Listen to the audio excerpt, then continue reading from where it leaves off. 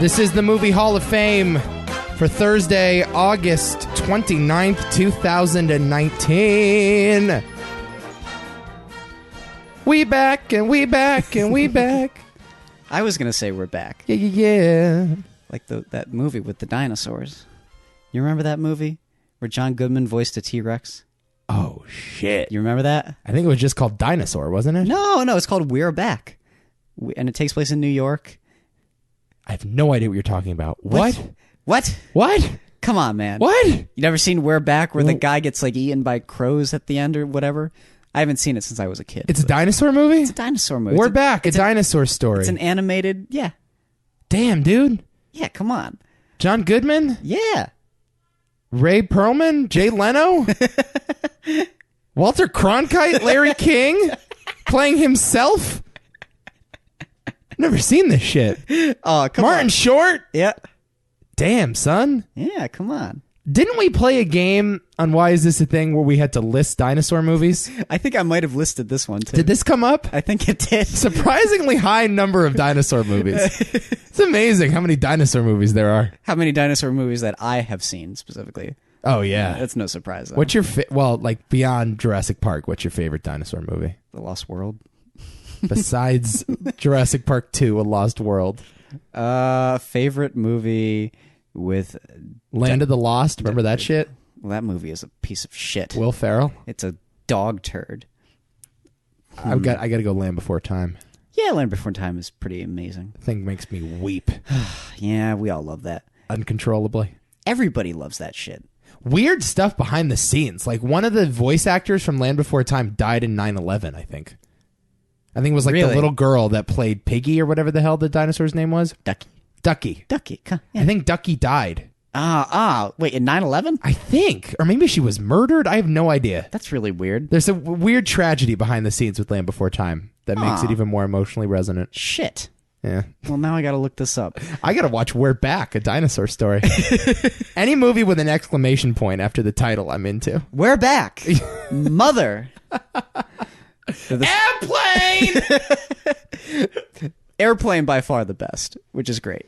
Yeah, the stylized exclamation point. I'm happy with that. Big fan. Best dinosaur movie besides Jurassic Park, though. I don't know. I guess I could say Dinosaur, even though I don't love Dinosaur.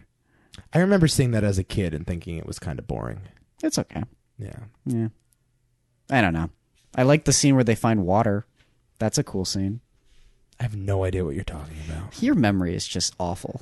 Dude, I saw that movie in like 2001. Dude, I remember being born, okay? You have a AI memory. You have like an Elon Musk memory chip in your brain. That's how you know. That's the only explanation for how you remembered the plot of Disney's Dinosaur. I remember the stupidest shit. I don't know why. Dinosaur came out in 2000. Mm-hmm. Oh my God, I was 5. Yeah. I had a lot of fun in that one. I think I saw it in theaters. Did you ever watch the show Dinosaurs? With like the really creepy baby? Oh, I know about that. Remember this shit? Yeah. Dinosaurs! Oh, God. It was like essentially the scene from Natural Born Killers with Rodney Dangerfield in it. Where he's like a weird rapey father in a classic sitcom. It's basically that show with dinosaurs and for kids. Well, it was dirty, man. Rapey dinosaurs? It wasn't rapey, but just the style was like just as creepy. It looks like it was directed by Oliver Stone. Oh, that's my one sentence review of Dinosaurs. It looks like it was directed by Oliver Stone. Incredible show. Incredible. Really? Yeah, because it wasn't quite aimed for kids or adults. It was in that weird middle ground. Like The Tick? Yeah. It's like, but coincidentally enough, that demographic is known as the Nico demographic. That's where I live. It's not family friendly enough for kids, but not mature enough for adults. No one wants to live there. That's the Nico zone, baby. You've just entered the Nico zone. Yeah, my podcast sort of falls into that category. Everything we do here at Too Many Thoughts. I'm more scared of the Nico zone than the Twilight Zone. Yeah, the intellectualism for children, but the dirty jokes meant for adults. I've completely misjudged this podcast, I think. Oh, man, what are we talking about? We're talking about movies is what we're talking about. Oh, yeah, that's right. We're talking about movies. Like we always do. Yeah. We're not like talking about like how's your expenses been? Have you shopped? Have you gotten anything nice this time of the year, Nico?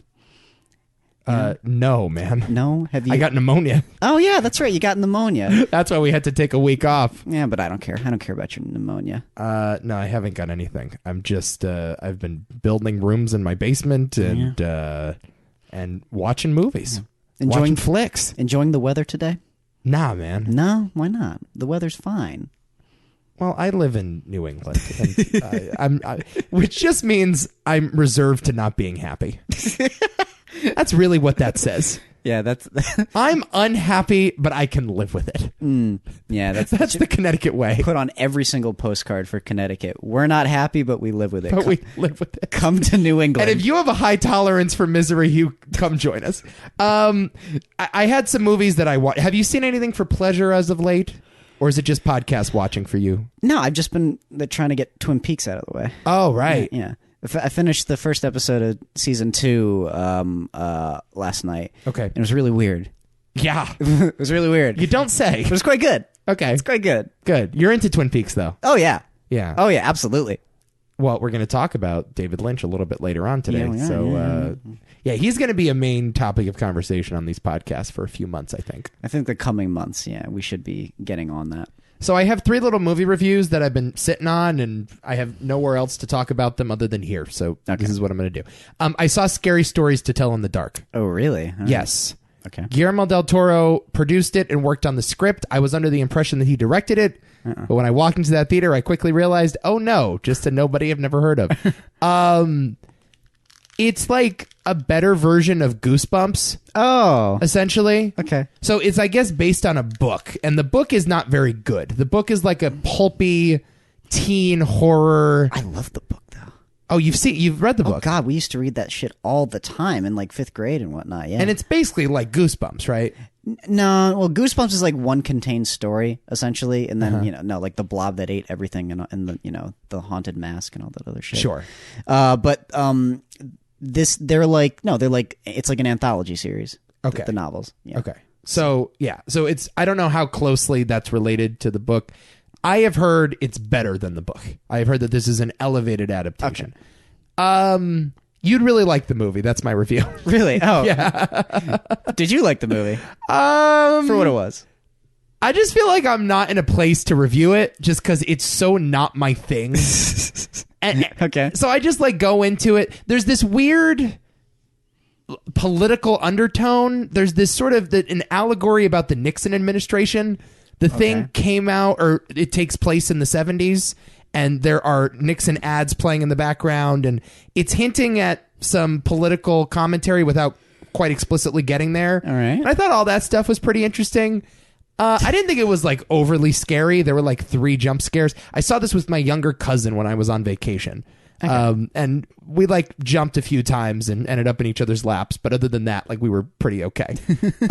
We're both not. We walked into the movie theater together because we were supposed to go as a group and everyone dropped out. And we're sitting there and I go, I hate horror movies. And she goes to me, I hate them too. Why are we here? And I go, I don't know. I thought you liked horror movies. No. Well, shit. So we were the wrong people to see it. Okay. But I would call it fun. Okay, that's fine. Yeah. It looked like a fun film. Yeah, I think you would like it. There's a few horror films coming out later than the year that I'm very excited for. One of them is The Lighthouse by Robert Eggers. Of course. And the other is Nightingale. The Nightingale, which just got released by Jennifer Kent, who did The Babadook. And apparently it is fucked up. Yes. The Nightingale's a real controversial movie, right? Yeah. Because it involves rape and things of that nature? And just brutality, that we haven't seen in a while, I guess. Right. It sounds like I Spit on Your Grave 1800s. Oh, no. And, like, yeesh. I don't ever want to experience that, but at the same time, my morbid curiosity might be too much.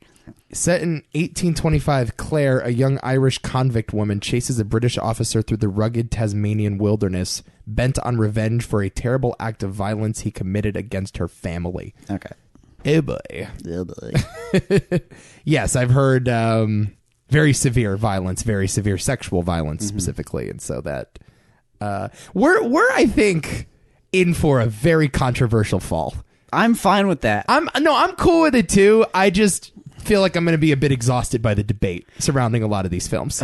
Well, let me be honest though. Like, I am not excited for anything. Yeah. I am not excited for a goddamn thing coming out aside from these little weird, disturbing horror movies. I honestly, I'm not really excited for the newest Star Wars. Yeah, well, that was my takeaway after seeing that footage. I'm just like, really? JJ's going to do the tease of Rey turning to the dark side? I don't The care. double-edged lightsaber means nothing to me.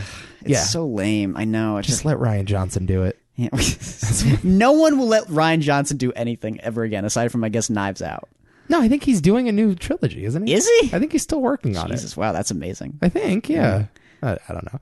I mean, I'm looking forward to the Soderbergh thing on Netflix, and The Irishman will be what it is. I'm not excited for The Irishman. Look, I'm just looking forward to seeing some of my favorite directors again. It's like there are 5 guys, I will see everything they make.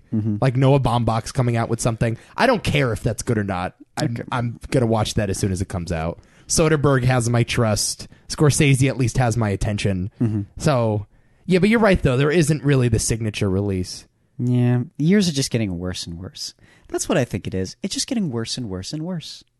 Well, Once Upon a Time in Hollywood held me over. I was okay with that. So I saw that.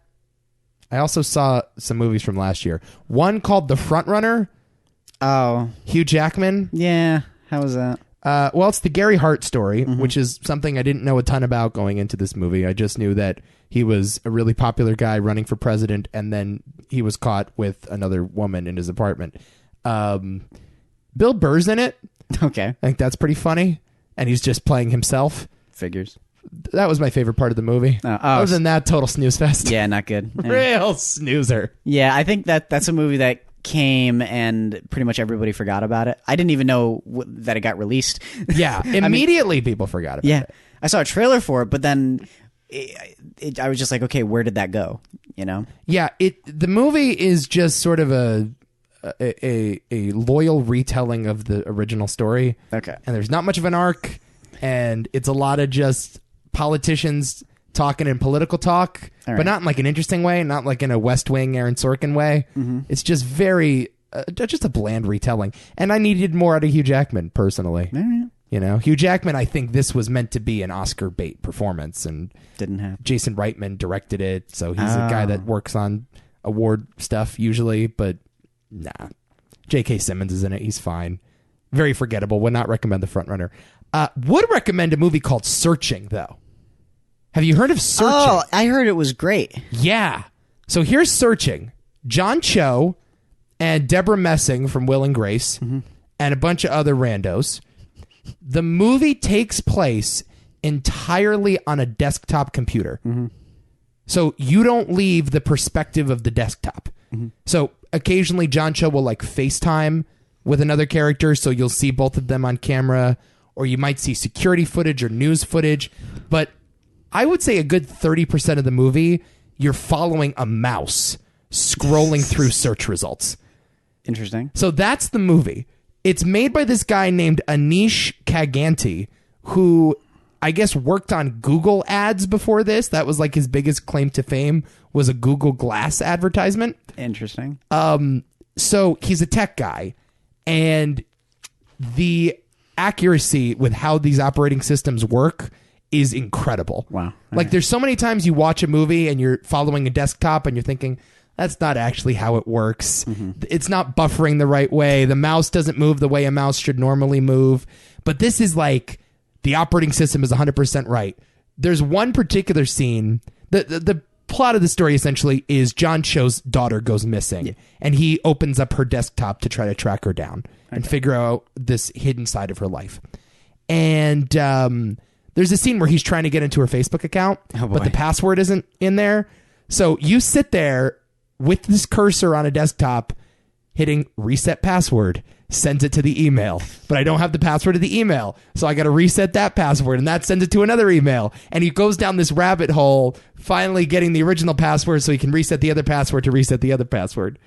Wow. So it's very accurate. And they go back to like 2003 and show old versions of Windows XP and booting up. And the photos take a while to load. And that's what I respected more than anything else. Interesting. All right. It felt like I'm actually watching a computer. And they get a surprisingly decent amount of tension from just mouse movements and typing in words. And it's a really smart, clever movie. All right. I would recommend it a lot. Sounds different. Yeah, I mean, it's one of those gimmicky movies. Right. It's not like a traditional film by any means, but just super clever. And it's another one of those things where it's like, just make movies, people. If you have an idea, just make it. Like, this could have been made with no stars for $5,000. Yeah. I saw the trailer. See, I was not impressed by the trailer when I saw it, but like when I actually read about it after the fact, people were like loving it. I was actually very surprised. Yes. So I can agree with them. Okay. This is a good film. I would recommend it.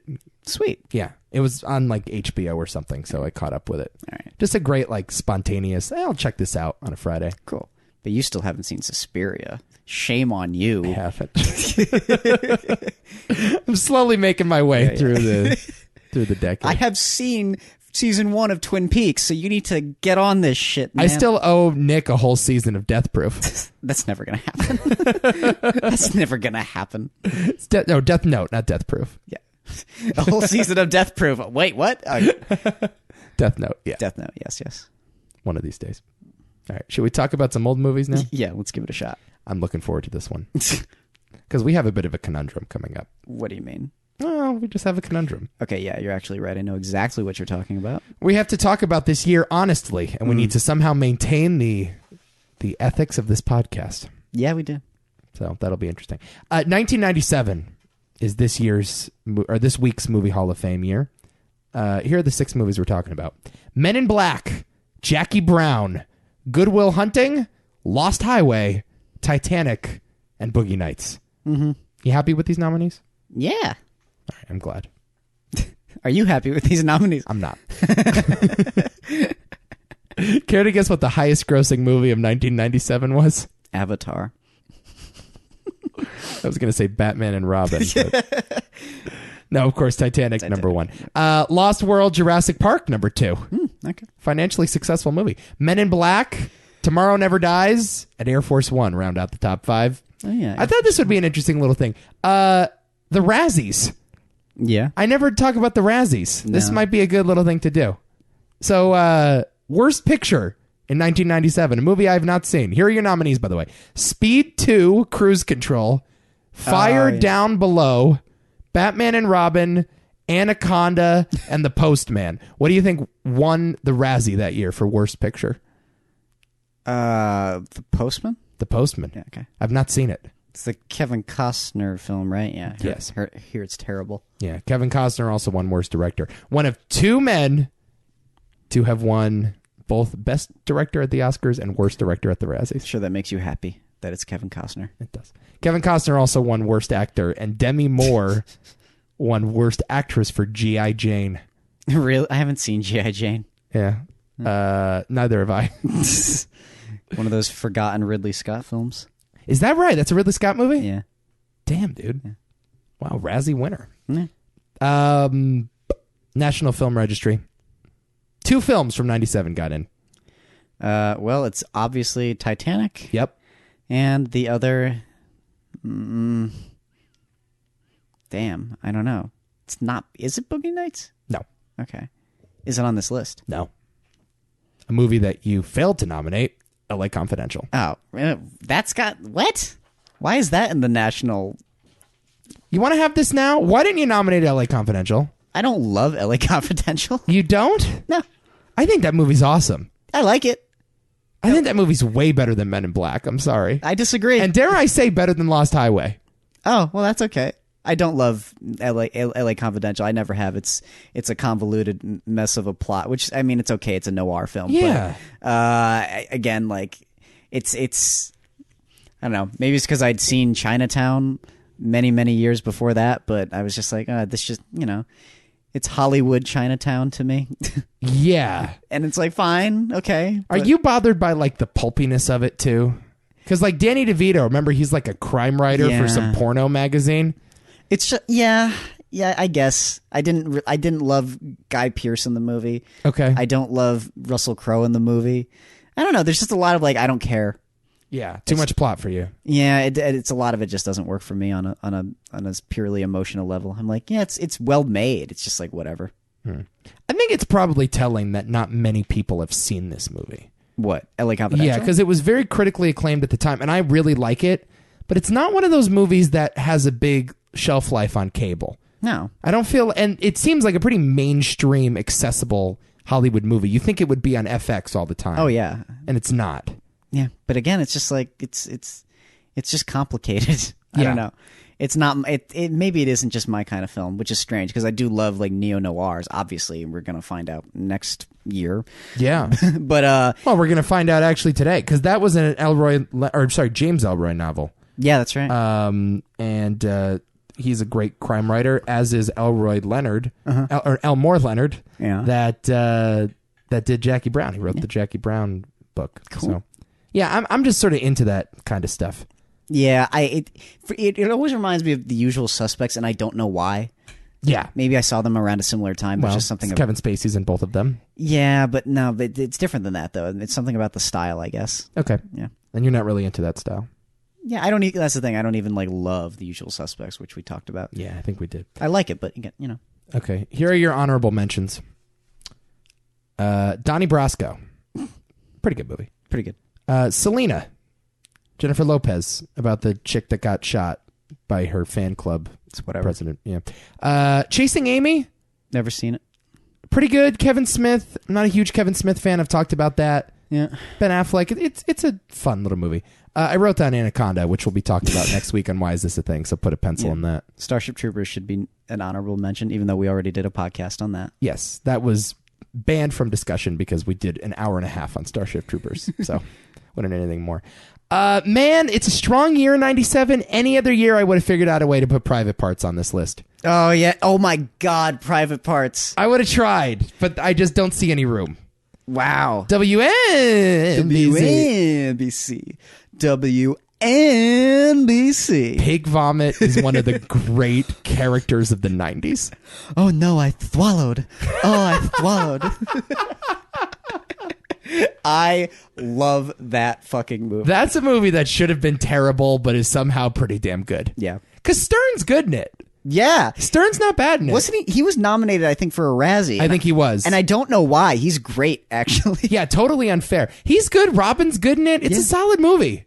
It's really not bad. An entire kielbasa all the way down her throat. Oh. You gotta love that, folks. So good, man. So good. And just Giamatti is just is iconic. He's iconic in that. I love pause. You goddamn motherfuckers. That's a great Giamatti voice. Yes. Man, tip of the cap to you, sir. Damn, we're never going to get an opportunity to discuss an Austin Powers movie because Austin Powers International Man of Mystery came out that year. Let me say that has one of my favorite visual gags ever with the guy who gets run over by the steamroller. Oh, the Zamboni. Yeah. No, it's a steamroller. Oh, okay. Yeah. You're just saying no. No! It's 100 feet away. Oh, behave. I love the first one. Shagalicious, baby. The Fifth Element. Are you into that movie?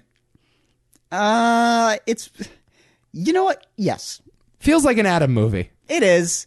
I mean, it's a Blade Runner ripoff. Right. Through and through. It's a good Blade Runner ripoff, though. Yeah. It's solid. It's more of an action movie in that way. It's bizarre, but it's a ton of fun, actually. Lost World, Jurassic Park, as we said. Listen to this summer lineup. Oh, God. Okay. Here are 4 movies that came out within 2 months of each other. All right. Imagine being in the movie theater. If you're you and me, we would have been in the movies every other weekend. This is what came out. We start in May. Con Air. Oh, boy. A month later, we get Face Off. A month apart, Con Air and Face Off. Then we go into Air Force One. Yes. And then we wrap up with a little chaser in July, Copland. Oh, wow. What a summer. Damn. What a summer for shitty action movies. That is a great summer. I would have seen each of these 3 times in the theaters. I would have never left the movies. That's like the peak of 90s cheese right there, all rolled into one. Just a tasty summer lineup. Delicious. Oh, I would love that. What a great year for 97. This is one of my underrated movie year, 1997. Wow, all right. And then, by the way, you got The Game in September. Oh, cool. Nice little sweetener at the end. I like The Game. Yeah. LA Confidential, Starship Troopers. Flubber, I put down. Why? What? Flubber? I just remember wanting to have Flubber as a kid. Me too. Yeah, that's the only reason why it's there. Wag the Dog, I like quite a bit. Yes, it was. Wag the Dog's a fun little political commentary. Mm-hmm. Hercules. Movie that Abby has not seen, and I don't understand why. Soon to be remade, I'm sure, with like Dwayne The Rock Johnson as Hercules. I love the original Hercules. Do you? I'm a big fan, yeah. That era for me of Disney is a little hit or miss. Mm-hmm. I think, didn't Hunchback of Notre Dame come out around the same time? Yeah. Treasure Planet. I think that was later. Just a little bit later. It's whatever. Life is Beautiful. Good foreign movie. Not great. Feel good movie, though. Yeah, pretty good. Yeah. As Good as It Gets. Okay. Could easily be here. It's solid. Is not here. Yeah. James L. Brooks. Mm-hmm. Well, that is your decision to live with. I hope you can sleep well at night, not putting As Good as It Gets on this list. Yeah, I'm fine. Tremendous film. I love that movie. And you know, I'm never going to nominate it, but I got to give a shout out to The Devil's Advocate. Oh, what? I got to do it. You're a fan? Okay. All-time guilty pleasure. It's not a bad movie. Pacino is off the fucking wall in that movie. Everyone's off the fucking Keanu. wall. Charlize Theron. Oh, what happens to her body in that movie? Ah! Terrible. It's not pleasant. It's a solid movie for what it is. Fun as hell. Yes. All-time guilty pleasure. Okay, I agree. I will only admit it in the safe confines of this podcast, and we will never speak about it again. Okay, I'm going to tell everybody. Okay. Nico likes The Devil's Advocate. Did you know Nico likes The Devil's Advocate? He's was his Charlize Theron revenge fantasy. Oh, God. All right. Let's begin. Yeah, let's begin. Okay, let's get to this. I think we're going to blow through a couple of these. Yeah. Specifically this one. Sure. Men in Black. Yeah. Is directed by Barry Sonnenfeld. Yeah, former cinematographer of the Coen brothers. Fun fact. And the director, here, let me give you his follow-ups to the original Men in Black, just for a little context here. Mm-hmm. I'm not skipping a single movie. After Men in Black, he goes on to make Wild Wild West, Men in Black 2, RV, Men in Black 3. Good. Oh, really? Yep.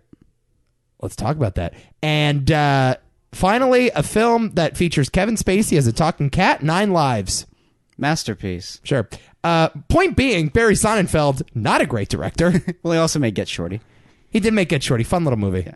And then I think the first 2 Addams Family movies. Okay. Let's talk about this right now. So you love this movie, obviously. What are your thoughts on the sequels? 2 is kind of... It's whatever. It's kind of forgettable. Okay. I like some of the stuff in it, like trying to get Tommy Lee Jones to remember who he is. I mean, that's the whole idea behind that one. Right. It's fun. Yeah. What did they ultimately do there? Because I haven't seen the sequels, by the way. Well, they get progressively sillier, like Right. closer to like what Sonnenfeld was originally like going for, I guess. Uh-huh. But again, it sort of diverges tonally, especially in the third one. Oh my god. Okay. But the second one gets like far more ridiculous, and they end up getting his memory back by like putting him through like this bowling ball rig that like zaps him or some shit. It's like it's deliberately convoluted, and Tony Shalhoub gets his head blown off a bunch of times in the movie. Word. So you'd probably enjoy it for what it is. Sure. So the chick just doesn't come back. No, just doesn't come back at all. Stupid. And they replace it with Rosario Dawson. Oh, word. Yeah, and she's pretty good. And it's I don't know what it is about that movie. There's something just kind of I don't know. It's just kind of lame.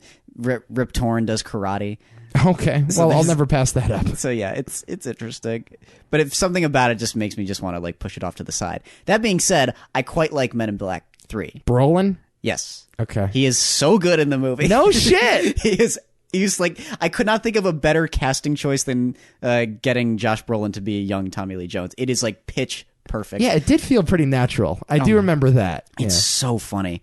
Everything he says is hilarious. And then Bill Hader has an awesome cameo as Andy Warhol, and it's just the funniest thing. Okay. This one like steers more into the silliness, but like goes for it, and unlike like the second one, which is kind of in that gray area. So I kind of took it as like a light comedy with like aliens and people in suits, and it works. So why did they then decide to put Thor and Creed's girlfriend in a in a Men in Black reboot? Well, I didn't see the Men in Black reboot entitled Men in Black International. Sure. I heard it wasn't that great. Wasn't the whole point of Men in Black is that they only live in New York City? Is there like no need? Because they said all the aliens just hang out in Manhattan. Essentially. Well, that's the joke, though. Right. It's like because all the weirdos that you would expect to be aliens, guess what? They're aliens. Right. That's the point. I wrote down some of those, by the way. That's actually my favorite joke in the movie. Al Roker, Danny DeVito, Sylvester Stallone, Dionne Warwick, Newt Gingrich, George Lucas, and Steven Spielberg. All aliens. All aliens, according to Men in Black logic. We should say, by the way, get this out of the way. Based on the Marvel comic of the same name, Men in Black, technically a Marvel movie. No one really thinks about it that way, but it is. Starring Tommy Lee Jones, Will Smith. Linda Fiorentino is the name of the forgettable female sidekick.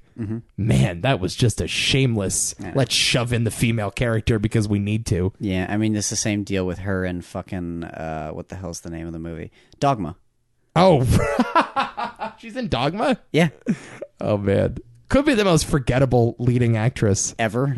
Yeah. Yeah, unfortunately. Aside from maybe Gretchen Mol. Who the hell is Gretchen Mol? She was from Rounders. She was like supposed to be the next It girl, and then she did nothing for like 20 years. Oh, wow. Okay. Yeah. She's one of the notorious, like, the one that should have been stories. I see. All right. Yeah. Whatever. Nominated for Best Art Direction and Best Original Score at the Oscars, and winner of Best Makeup. A police officer joins a secret organization that polices and monitors extraterrestrial interactions on Earth. Yep. So I take umbrage with you nominating this, obviously. Why? Because I think it is perhaps the most disposable movie I've ever seen in my life. Woo! It's so disposable. You're an idiot. It's so whatever. No. This movie is one of my, like, ironically, maybe one of my favorite comedies. Did you watch it as a kid?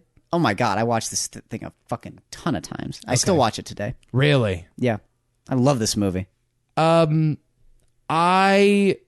was not one of those kids. Wow. So I suppose that's just my problem. Is a lot of my friends were obsessed with the Men in Black movies, and there was something about it that didn't sit the right way. It's like the posters look like a badass spy thriller, and then you watch it and it's a bunch of Alfs. Like they're fighting Alf. That's the movie. Okay. And that mix of tone, even at a young age, rubbed me the wrong way. I remember it rubbing me the wrong way. Because I don't think it's bad here. It doesn't like it doesn't work in like Men in Black 2 to me. Like, like it sounds like your experience with like the Men in Black films is sort of like my experience with number 2. Whereas like I said, 3 goes all in on the jokiness and it kind of has like one solidified tone.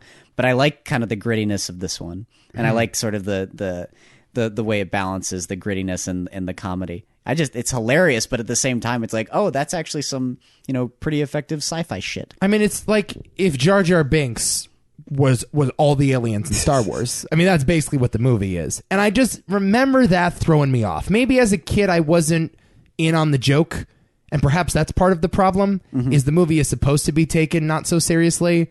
And I couldn't tell you exactly what it was, but I saw it, and it was not one of those instant classics for me when I saw it the first time. I love everything about this movie. I think every time I've seen it since, it's like, oh yeah, this is a fun comedy. It's not a bad movie. I wouldn't dare to call it a bad movie, and there are a few interesting jokes, but I can only speak as a 9-year-old here because that's how old I would have been when I saw this movie, and it was just didn't jump out to me as something worth revisiting. It's got some of my favorite Tommy Lee Jones moments, aside from him in The Fugitive, though. It's got my favorite Will Smith, I think, ever. Give me one of those donuts with all them sprinkles. Well, that's The Fugitive. We love The Fugitive. The best. Yeah. Still the best Tommy Lee Jones performance. Oh, God, yeah. Yeah. But I just love, like there's so many just funny lines in this, like, who breaks into a jewelry store and steals, or doesn't steal all the jewels. Someone not looking for jewelry. Just like stuff like that. And it just pervades everything. It's like everywhere in this movie. I just love this film's sense of humor, and I quite like the way that it looks. And again, I find it incredibly memorable. I don't know. I love where it goes. I love the effects. I love it. Like I already talked about its sense of humor, but again, I like. It's another one of those movies that does like an origin story properly to me, but like in a way that just feels like right for these characters. Yeah, I think that's fair. And Will Smith and Tommy Lee Jones are great in it. Yeah. There's no question. Mm-hmm. I mean, they were born to make movies like this. Yeah. In a weird way. I just think it comes down to the design of those aliens. I just feel if those aliens weren't all Ewoks, if they weren't that goofy, I could get into it a little more, I think. But it just felt like a weird blending of tones that I didn't love so much. Will say this, though. Holy shit, is Vincent D'Onofrio iconic in this? Yep. Oh, boy. Let me just read this little excerpt from IMDb. Vincent D'Onofrio researched his role as Edgar by watching a lot of bug documentaries. In order to achieve his character's distinctive walk, he put on knee braces so he couldn't bend his legs and taped up his ankles. Give me sugar. Bro, if that ain't Vincent D'Onofrio's method, oh my God, to a T. Like the guy, I mean, that is basically his career, is he picks movies that are beneath him, but he goes all in. Dude is amazing in this. Yeah. It's one of my favorite D'Onofrio performances. Incredible. He is like perfect. All right, Vincent, we're going to have you playing an alien that's wearing a guy's skin, but the skin is falling off at the seam. This movie's great, dude. This movie is so awesome. Every scene with Vinny D is the best. This definitely rates about a 9.0 on my weird shit-o-meter. I say that all the time. I say that all the time. Yeah, female character, whatever. I just feel like... I don't get it, man. This movie's great. I'll never get it. I'll never quite get there. That's strange. Because I actually like this one a lot more than like LA Confidential, for example. I don't know. As good as it gets, just would have been a much better conversation. Yeah, but it's okay. I'll let you have your fun. Because you didn't like it?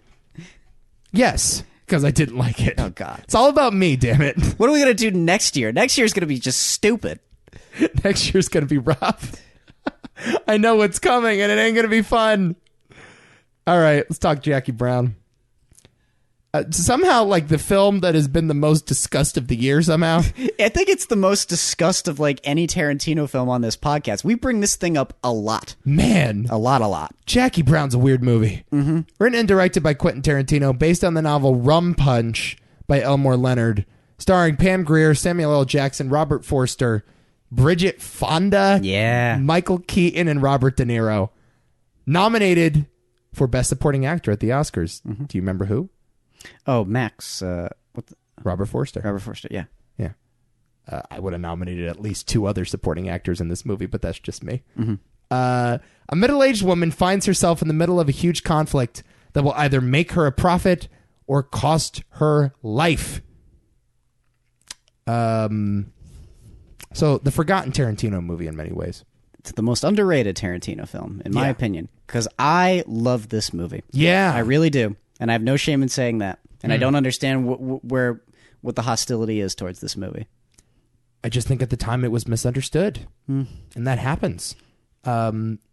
We're expecting Pulp Fiction. We're expecting Reservoir Dogs. Yeah. And we get this weird, vibey hangout movie with some plot and not a ton. Yeah. And in many ways, it feels like a crime novel watching it. Yeah. Where the plot's sort of beside the point. You're just hanging out with these quirky characters. I agree. It's a very LA movie. And it doesn't feel like something Tarantino would want to make. It doesn't seem like the type of material that would attract him. But I think that's exactly what drew him to the material in the wake of Pulp Fiction. Oh, God, yeah. And we talked about this, I think, a couple times, especially leading up to Once Upon a Time in Hollywood, is that before Once Upon a Time in Hollywood, this was by far and away his most mature film. Mm-hmm. And you can just see that with the themes he explores with, Jackie Brown and her relationship with Robert Forster? Is that what you said? Max Cherry is the character's name. But an actual sense of like desperation with these characters, though. But it's not like there's nothing pulpy about this movie. I mean, not really to me. Well, the story's pulpy, but I wouldn't call the characters of the performances pulpy. Yeah, I was gonna say it's not delivered in a pulpy fashion. Yeah. At all. It's just like, a couple people just stuck in a bad situation. Right. But I love, again, this movie is just like it's just kind of lovable. Yeah. I think it's the best way I can describe it. I love you described it as a hangout movie, and yeah, that's what it is. But like, it's the kind of movie where it's like I kind of miss the characters after I'm done chilling with them. Right. Yeah. Tarantino compares it to Rio Bravo. Okay. Which is a Western I've never seen, but is similar in tone, I guess, to this. All right. Not a lot of plot happens, and you keep waiting for plot to happen, and it never comes. And I think that was the experience with Once Upon a Time in Hollywood as well for a lot of people. Sure. Is you're waiting for the Sharon Tate shoe to drop, but you don't realize that the story's happening somewhere else. Yeah. And I think that's what a lot of this movie is. It's just spent in malls and department stores and in bail bonds offices. That's and true. These characters are just talking about shit. Mm-hmm. And it's not overly violent. It's vulgar, but it's not violent. It's not really that violent at all. No. You don't really see a lot of the violence like firsthand. It's a lot of it is like from a distance. The only one that like they show somewhat explicitly is Robert De Niro's death, De I Niro guess. at the end, yeah. It's really about it, yeah. But no, aside from that, like, yeah, not much. Yeah. So I just think people were expecting one thing and they got another. And it's exactly the type of movie I would have made if I was Tarantino in 1997. I'm the hottest director on the planet. I can make whatever I want. Mm-hmm. Let's slow down. I just made 2 movies. Let's prove that I can go to another gear. Mm-hmm. And he certainly proved that he was capable of going to that other gear, I thought. It was interesting that people didn't catch on when the opening shot and title card almost tells you that this film is going to be taking itself a little bit more seriously because it's directly ripped from The Graduate. It's exactly The Graduate, yeah. Yeah, Pam Grier on the moving sidewalk. Mm-hmm. It is also an explicit homage to some of Pam Grier's blaxploitation films. Yes. Including Coffee and Foxy Brown. Mm-hmm. Some music is used from both films in similar situations. I think Pam Grier's actual voice is on one of those tracks. I think. Oh, wow. Yeah, one's an actual Pam Grier track. So this is just what I love about Tarantino and why he'll always speak to me. He takes what is pretty rudimentary, run-of-the-mill crime novel shit, and he puts on this layer of homage. That's true. And that just warms my heart.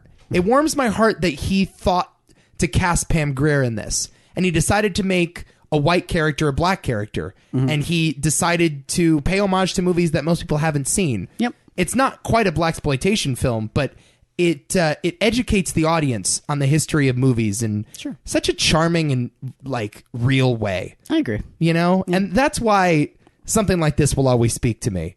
It feels like his heart's in it. Oh, It's a very heartfelt movie and a very personal, sweet, sentimental movie. Yeah. Can't fault it at all, really. That's what I was saying about it just being lovable. Right. Like, there is just something about it that just feels like he has a lot of sentimentality for this story. And it's different because he didn't actually... it's not originally his. Sure. It's very different for him. The only adaptation, I think. Yeah. Yeah. Elmore Leonard read the script and said, "This is better than my book." Really? He did say that at one point. He said, "I love all the changes. I love that you called it Jackie Brown. Just go for it." He thought it was ingenious. And how can you argue? Sly Stallone turned down the role of Luis in this movie. He was originally supposed to be De Niro's character. Okay. And then De Niro took it. Interesting. Which is my way of saying that thank God Sly Stallone turned down this role because this is literally one of my fucking favorite De Niro performances. Yeah, probably. I'm not... Like, it is so brilliant.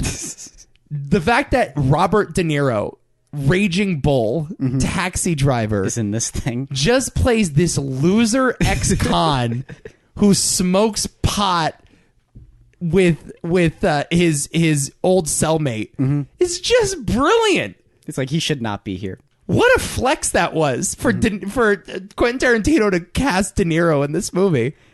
It is very strange when you think about it, like especially in the like because what had he done before? I mean, this is after way after Goodfellas too. This is 6 years after or whatever. Jesus, I mean, his level of clout is pretty tremendous, and then he just plays like a complete loser. Right. Complete loser. But Tarantino does that thing that he always does, which plays on your expectations of De Niro. And he does the whole heavy breathing thing. And it's a little bit, You know, a little bit. You kind of disrespected him a little bit. You know, but he does it throughout this movie, and it's so interesting to be like, oh yeah, De Niro can be a loser too. I mean, like, there's a version of De Niro where he's just playing bit parts in weird crime novels, LA neo-noir crime fiction.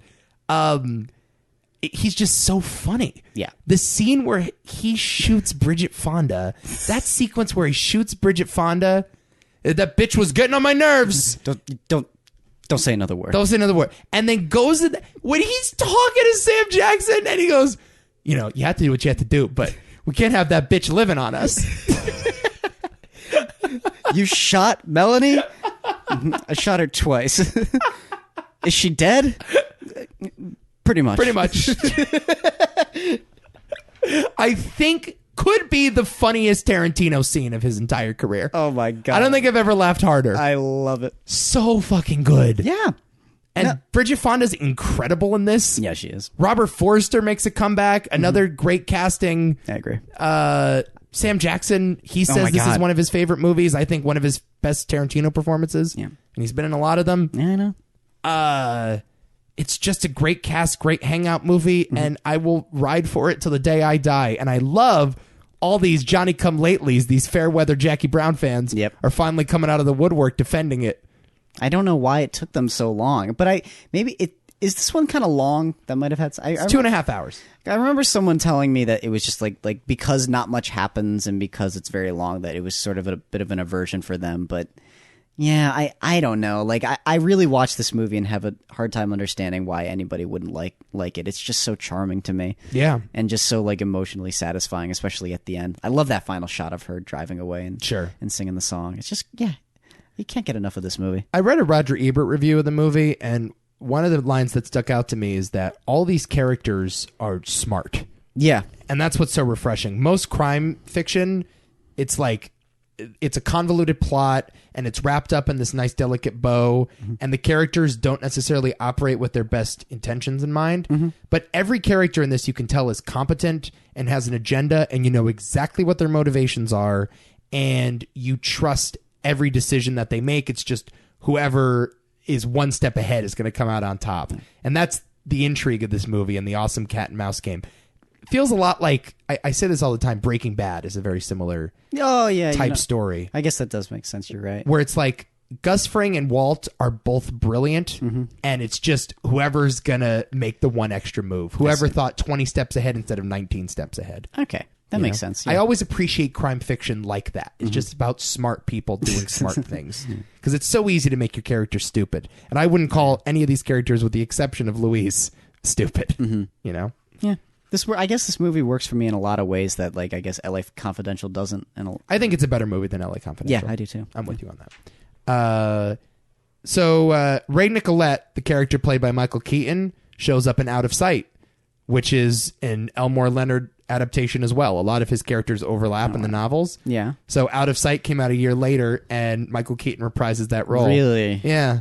So I'm sure we'll be talking about that at some point.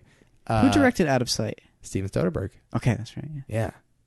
Okay. Awesome fucking movie. Have you seen it? Yeah, dude. Nope. Dude, hell yeah. Nominating that one? Oh, yeah. Whenever we get around to it. Absolutely. I actually think better than Jackie Brown. Wow. Okay. Yeah, if I had to pick one. So yeah, he pops up in both movies. A little Easter egg for you. When Pam Grier walked into the audition for Tarantino, there were all posters from 20 years ago of her movies on them. Oh my God. All right. She recalled this happened. She said, when I was just a piss and vinegar kid, that's when all these posters were from 20 years earlier. As I said, she asked Tarantino, did you put up these posters because I was coming over? And Tarantino goes, no, I was going to take them down because you were coming over. And didn't do it. We love Tarantino. So it's just like, you know. He's just what a fanboy. Oh, that probably charmed the hell out of her. Yeah. It's like, you actually love my movies, and it's just such a great homage to Castor in this. Oh, that actually makes me like Tarantino. I know. It's like, oh, I'm sorry, I was actually going to take them down. I didn't want to embarrass you. I didn't want to embarrass you. That's great. So good. Good on you, Tarantino. Love Jackie Brown. Me too. Okay. Love it, love it, love it. Let's move on. Somehow I was stuck nominating this. Oh, yeah. I don't know why you didn't like throw me a bone here. What do you mean, why didn't I throw you a bone? I had to nominate my weird movies. That's right. Because this is like one of your faves, isn't it? Yeah. Good Will Hunting. Oh, fuck yeah. I love this movie. Directed by Gus Van Sant, written by some kids named Matt Damon and Ben Affleck. That's what they were. What did they ever do? Nothing at that. They'd done Dogma. We're back at Dogma. Leo. Matt Damon did The Rainmaker, didn't he? The Coppola movie? Oh, right. That was like his first starring role. Didn't know that. Yeah. Yeah, starring Matt Damon, Ben Affleck, Stellan Skarsgård, Minnie Driver, and Robin Williams. Winner of Best Supporting Actor and Best Original Screenplay at the Oscars. 2 iconic Oscar wins, I would say. Yes. And also nominated for a bunch of awards, including Best Picture, Best Actor, Best Supporting Actress, Best Director, Best Film Editing, Best Original Song, and Best Score. Will Hunting, a janitor at MIT, has a gift for mathematics, but needs help from a psychologist to find direction in his life. By far and away the movie I've seen the most of these list? 6. Yeah. It's either that or Titanic for me, probably. Okay. Yeah. I don't know which I've seen. Probably Titanic, but we'll get there. This one's on cable a lot. Yes. And it works very well on cable because it is one of the most quotable movies I've ever seen. Oh, God, yeah. And just has a badass script. Yeah. And originally was not that badass. Originally it was very, very strange. Right. Yeah. What was it about? Like Will Hunting as like a CIA operative or some shit like that. Right. So an earlier draft of the script had Will Hunting being recruited by the government to become a cryptanalyst based on his mathematical ability. But Rob Reiner got his hand on the script and reportedly reviewed it and told Damon and Affleck to eliminate this subplot altogether. Okay. He said that first third of the movie where he's found by the college professor, that's your movie. All Just cut out all the other stuff and expand it some more. And they did. And what a great decision it was. Oh, yeah.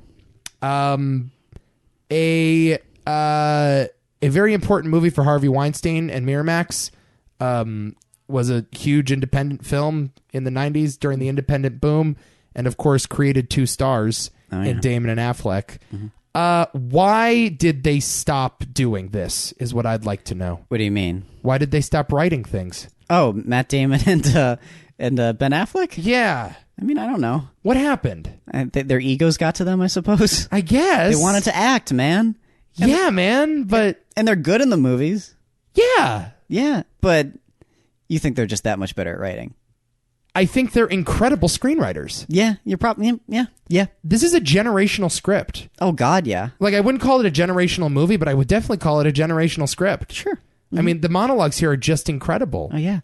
And so I wonder, do they have another one in them? Is it one of those situations where it's like, we have one masterpiece, and after that, it's all shit? Because didn't they write a movie called Jerry together, which is another Gus Van Sant movie?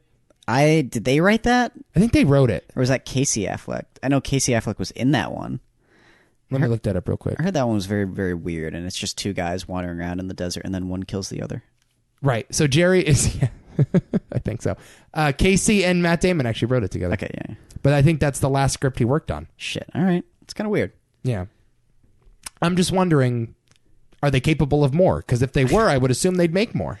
Well, I guess not. Maybe it's the juices have run like dry. If they haven't worked on it in a while, they're just not interested. I guess.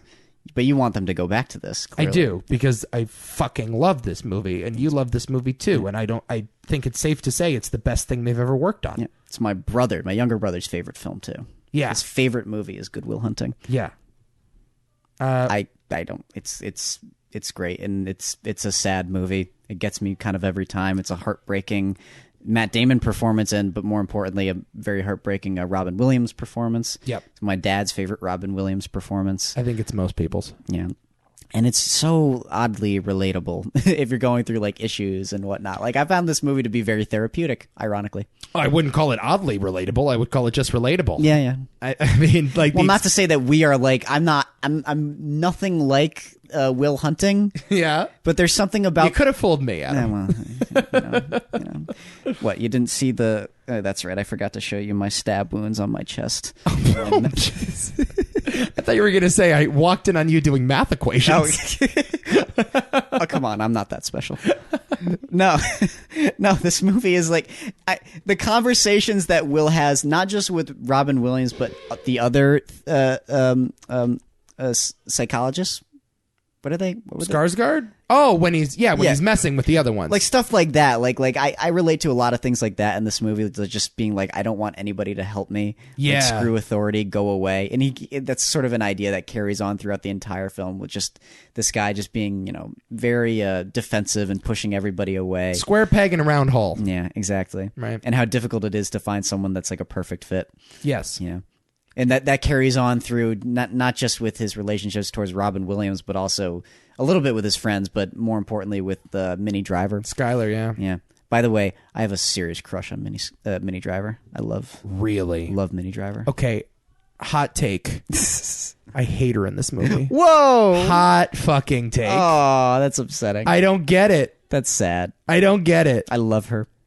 Oh, I really don't get it. I don't get her. I don't find her like dateable. I You don't find her I seriously, I don't get it. I don't understand how Matt Damon could fall in love with her. Oh, this girl's adorable. Yeah. I love her. Yeah. Okay, I will say I saw this fun fact in my research that Harvey Weinstein didn't want to cast her because she wasn't pretty enough.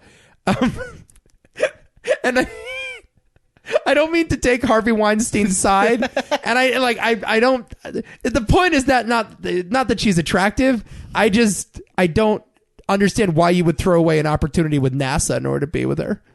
I guess that's my only point. I think that you're missing the point of the movie, though. I guess I am. I just don't get it. I don't get their chemistry. I don't understand it. I disagree with that. When he dumps her, I'm not like sad. Aw, really? No, I'm not sad. Oh, that's strange. Man, you're a heartless... And I thought I was the heartless bastard. That scene is... I just don't get her. I'm sorry. That scene is wonderful. I love the scene where they're just in bed together, and she's saying how she could be a pro basketball player, and he's just like, you're not that tall. Yes, I am. No, you're not. I don't get it, bro. Not my type of girl. All right. Fine. Not a Nico girl. Fine. Is that fair? Fine. I'm sorry, Minnie Driver. Insulting my Minnie Driver. I don't think like her performance is that bad. I just don't get the casting. I just don't think they have great chemistry. Whatever. I'm sorry. Whatever, I disagree. I care way more about his relationship with Affleck in this movie. Sure. You know, when he tells him, like, if you're here in 20 years, that's going to be a fucking insult. Yeah. I'm going to kill you. I'm going to fucking kill you. That ain't a threat, it's a fact. I'm going to fucking kill you. You're sitting on a winning lotto ticket here. I don't like that line. Yeah? Don't like, yeah, that one to me always came off as a little like hammy and saccharine. It's like, you're sitting on a winning lottery ticket, but you're too much of a pussy to cash it in. I'm like, well, there's a lot of that in this movie. Thanks, man. But it's sold by the actors. I mean, like, the it's not your fault scene is probably my favorite scene in the movie, and it makes me cry every time I see it. Yep. But it's also like, oh yeah, you're in a shrink's office and they're melting down because the guy was beat up as a kid. Yeah. It's like you could be a little more subtle than just, Sure. It's not your fault. Well, look at me, it's not your fault. They don't like push it in your face as much as some movies might, though. I think they did a fairly effective job cinematically of doing that. Yeah. I liked it. I think they're just painting the whole therapy thing with broad strokes. The movie itself is very broad in that way, though. Right. I don't find the movie to be like the most nuanced character study or anything like Sure. that. But it's a great like in the realm of like accessibility. Like I understand why so many people love it. I understand why I like it. It's just like it's easy to identify with those things. It's not something that's like, I don't know. It's not hard to grasp, but in a good way. Yeah. Robin wins Best Supporting Actor for this, his first Oscar and only Oscar. Mm-hmm.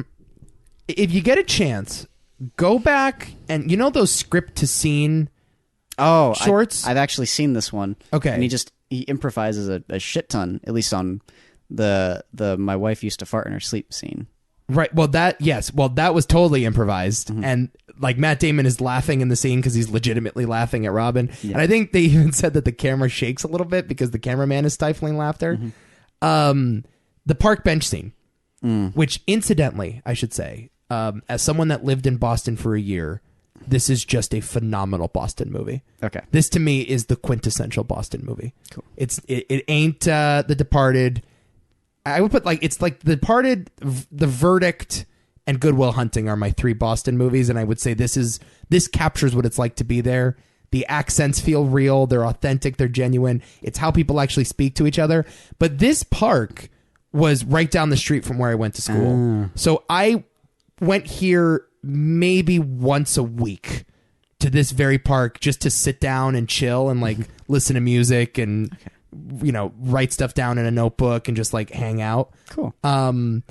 So I went to school fall of 2013 and left the spring of 2014. Robin Williams died in the summer of 2014. So this was a place to me that meant a lot, and it had this added weight. When he died, that bench that they sat on to recite the scene turned into like a makeshift memorial of Robin Williams. Oh, wow. And people left a lot of touching messages, and they left notes and flowers, and they did little graffiti with "I gotta see about a girl" and stuff like that. So this, I think, just has a special place in my heart, not even since seeing it for the first time, but revisiting it over and over again and recognizing those locations. And the Aubon Pond is this place in Cambridge that I've been to, and it's such a cool little slice of life location movie. Wow. And that's why it moves me so much. But anyway, back to the script to scene. They had that scene on one of their montages. And the final line of that scene where he goes, "Your move, Chief," when he tells Will, he does the whole thing, "You're just a stupid kid. You've never been to the Sistine Chapel, but you read it all in books." He improvises a lot in that scene. The final line was supposed to be, "It's up to you. Will, it's up to you." Okay. And it's like, you know, you got to give him more credit for this script, because "Your move, Chief" is so above and beyond a better line than "It's up to you."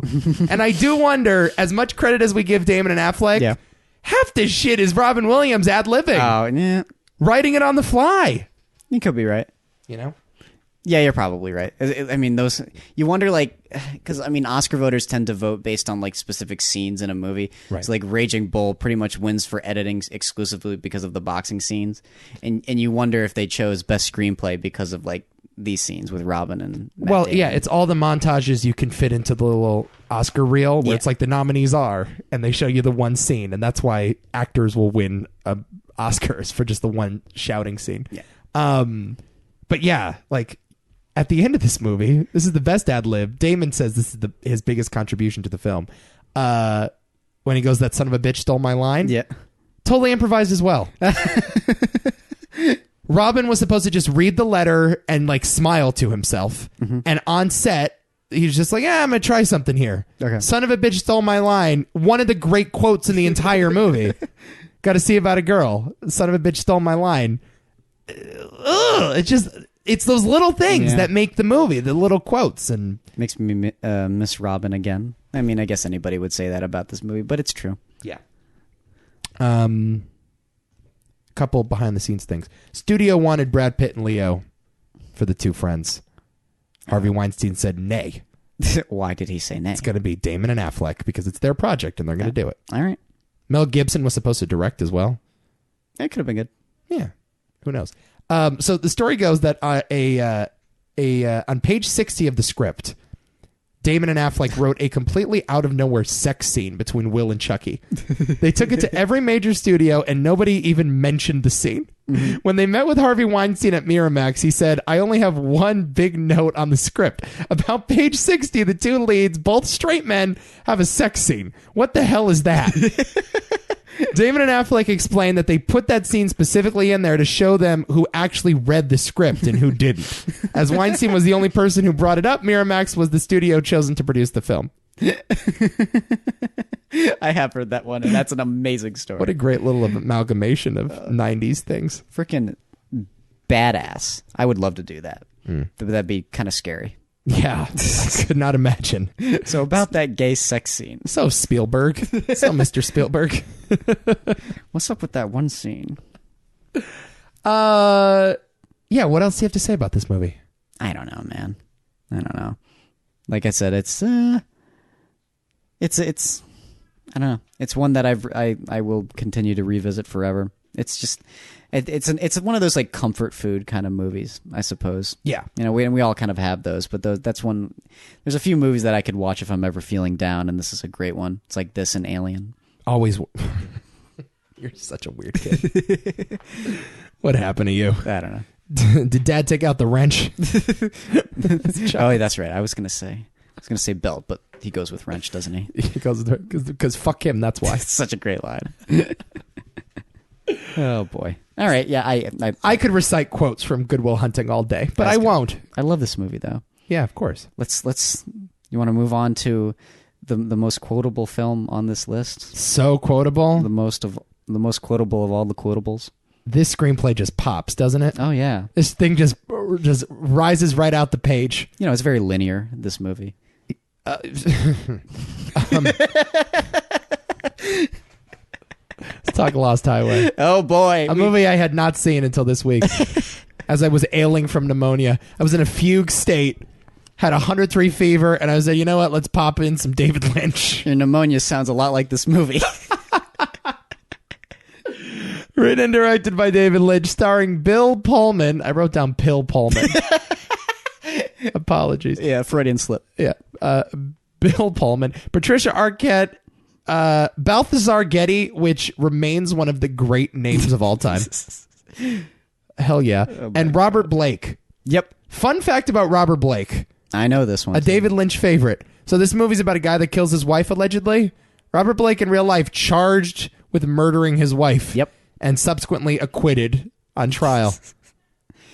Yeah, that's, little thing. That's a little, you know, I'd be scared to act opposite him. I also have two other bits of casting. Mm-hmm. This one fucking shocked me. So Gary Busey's in the movie, which is whatever. Like, I'm surprised he's not in more David Lynch movies. Yeah. But y'all, when I saw Richard fucking Pryor as the mechanic, as Balthazar Getty's boss, what? Yep. Turns out it's Richard Pryor's final on-screen performance. It is? It is! Oh my God. He died in 2005. Didn't make a movie in between there. Oh, that's weird. Richard Pryor in a wheelchair. What the fuck? Oh, I had no idea. Okay, yeah, that recontextualizes the film, I think. I think it does quite nicely. If you just view it as the true life story of Richard Pryor. Is the casting in this movie is such a funny, weird, mixed bag of a thing. I mean, then you got like Robert Loggia. Yeah. And then Patricia Arquette. Yeah, that's Patricia Arquette. So I think that's always the case with Lynch movies. It's just funny. Like, I don't know. I look at the post. If I were to see the poster of this film and the lineup of actors, I would think something very different than what we ultimately get. Right. Well, it's always the case with Lynch, right? Yes. Yeah. All right. So I will say this. I have a very hard time viewing this thing in a bubble. Okay. Because so much of it is exactly the same as Twin Peaks: The Return. Okay. I'm not kidding. It just was so obvious to me because this was his follow-up to Firewalk with Me. Yeah. David Lynch had ideas in his head, and he wanted to put them on screen. And this was like Twin Peaks Season 3 that he never got to make, except 15 years later, he actually got to make it, and it's better. Okay. So, like, the red curtains, the doppelgangers, the use of doppelgangers, those shots where the characters just walk in and out of darkness are heavily used in Twin Peaks: The Return. Well, I would like to... You can't spoil Twin Peaks: The Return for me, damn it. I haven't spoiled anything. All right. Don't worry. Well, in that case, I would say that Twin Peaks: The Return is more like Lost Highway. Right. But I saw them out of order. So I wonder if this will maybe color your reaction to Twin Peaks: The Return. Okay. I mean, it'll be interesting. I mean, I see a lot of like David Lynch through lines even in the first couple seasons of Twin Peaks, like with some of his earlier films. Yeah. Not a tremendous amount yet. I have a feeling I'll get there. But yeah, no, this movie is fucking nuts. It is. It is pretty nuts. You love this movie though. In a way. Okay. And I'm not like purely in love with it, but this movie is one of the most interesting experiences I've ever had, like hypnotically, just sitting there and not fully never fully understanding what happens. It's a David Lynch film. Yeah. But just being completely entranced by the strangeness and loving every direction it goes in and just being like, wow, yeah, I'm, never forgetting this for as long as I live. You like it more than Mulholland Drive? See, I'm not a huge Mulholland Drive fan. I like it, but in a way, I kind of appreciated this one more because I think it's because this one's scarier to me. Oh, it's certainly chilling. Yeah. Yeah. Yeah. There's something very scary about it. And the tone, is very bleak and very dark. Which is one thing that it does not have in common with Twin Peaks: The Return. Although it gets very dark at times, it allows itself to be funny. Okay. This movie, I got to be honest, I found it a little boring. Okay. I was a little bored. All right. I did not have the same experience of just falling into this groove, because again, these characters and these stories are much more ideas and tone poems than they are A plot, B plot, C plot traditional films. So like it's not necessarily about the story that you're following, but it's about the reaction that you get to the story. You know, it's an acid trip. That's what David Lynch does. And I just didn't find this one nearly as immersive as his other movies. And I certainly didn't find the plot as interesting. Well, it's funny because the movie is not like I look at like something like Eraserhead, and that movie is just going in so many odd directions, but it's the furthest thing from conventionality in a movie. Whereas this thing is one movie, and then it becomes a completely different movie, but it sticks to that. It's not like within each movie it's doing a bunch of weird shit, really. Yeah. It's strange because it really does feel like David Lynch had like two ideas for movies that he just placed together, and then had some crazy magical idea as to how to like actually put them together with I don't even know what was going on. Well, whatever happened inside that jail cell, I mean, shoot us some tweets, do whatever you can, help me. But yeah, it's a strange idea. Again, I reflected on it a lot afterwards. I never came to any solid conclusions, but I just remember thinking like, okay, that's an interesting way to try to get across two ideas. Yeah. What I found interesting about the two stories is the first one is sort of an erotic thriller, and the second one is a pretty traditional LA crime movie with like an evil gangster boss and still kind of erotic though. In a way. Sure, but there's a femme fatale and it's a lot more noirish. Yeah. Than that first 30 minutes, 45 minutes. There is a Marilyn Manson strip scene. Yes. Marilyn Manson is in this film, playing himself, apparently. Yeah. Fucking hell. Like this, okay. Yeah, that sex dungeon there, or whatever, the porn mansion, whatever you want to call it. Sex was quite trafficking, interesting. almost. It was weird. Yeah. A lot of these characters... Again, this is unfair because the movie came out in 97, but I've seen so many of these Lynch archetypes before. Yeah, I know. You know, it's the Patricia Arquette, femme fatale, but also like angelic sex goddess pops up a lot. Not super different from Laura Dern in Wild at Heart and or Isabella Rossellini in Blue Velvet. Similar characters. You also have the like cartoonishly evil mob boss. Yep. Which you see a lot. And then you got that man with the pale white face who is like the otherworldly supernatural demon character. Who pops up a lot in Lynch films for some reason. Yeah. You have a lot of that in Twin Peaks, and you have that character in Mulholland Drive as well who's on the phone. It's like the little person on the phone. So I feel like just a lot of it was borrowed, and to say that this movie isn't original is not fair because it's certainly very original. Yeah. I just felt like there was a lot of David Lynch stuff done not as well. Okay, that's fair. You know? Yeah. I also... I just find the performances kind of flat. And that's something I normally don't say about David Lynch movies. Maybe? You know? I don't know. Like, I just found that the relationship at the beginning, obviously the point is that this couple is in turmoil and they have a cold, distrusting relationship with each other. I'm not sure I ever thought of it as flat. It felt very deliberate to me. Yeah. You know, and when especially because there are certain performances that are clearly supposed to be cued a little higher, like Robert Loggia when he's beating up the guy. Yeah. For what did he say he's beating him up? No, tailgating. Tailgating, that's right, yeah. One thing I cannot tolerate is tailgating. Just beating the... Really, that's the one thing. Is that your issue? Is that why you're a mob boss? I guess so. To take revenge on the tailgaters of the world. Bastards. Yeah. I'm one of them. I should mention the plot of this movie. So I will just say this. I'll give the setup. I won't spoil anything. After a bizarre encounter at a party, a jazz saxophonist is framed for the murder of his wife and sent to prison, where he inexplicably morphs into a young mechanic and begins leading a new life. Yep. So here's the theory. Spoilers for this film if you have not seen it. Okay. This is the most coherent theory I found in my Googling. because I'm not smart enough to decode this myself. I had to take to Google. It's just annoying hearing these theories because David Lynch is like, no. Right. You just picture his voice in your head. It's like, yep, no. Yeah. Sorry, guys. I was just in a dream one time, and I was driving down a highway, and I got lost, and so I did this movie called Lost Highway. Bonsai. So, again, a theory, not the theory. Bill Pullman actually murders his wife at the beginning. Okay. And he goes to a jail cell, and when the lightning strikes and he switches into the young mechanic, that's his fantasy. So he's living an alter ego. He's living the life that he wish he led. All right. And he's being pulled around in multiple directions from this mystery man. All right. Who represents his envy and jealousy and distrust of his wife. All right, I see. And that's why at the end of the movie, when he kills the mob boss, they stand next to each other in solidarity.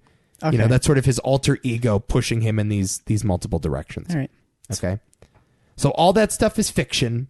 And then at the end of the movie, when he's driving away on the highway in the car, he starts shaking. Remember that? Yeah. And so that's him in the electric chair. Oh. So that's his life actually ending. Interesting. Right. So that's what it makes sense to me. Okay. It's too simple.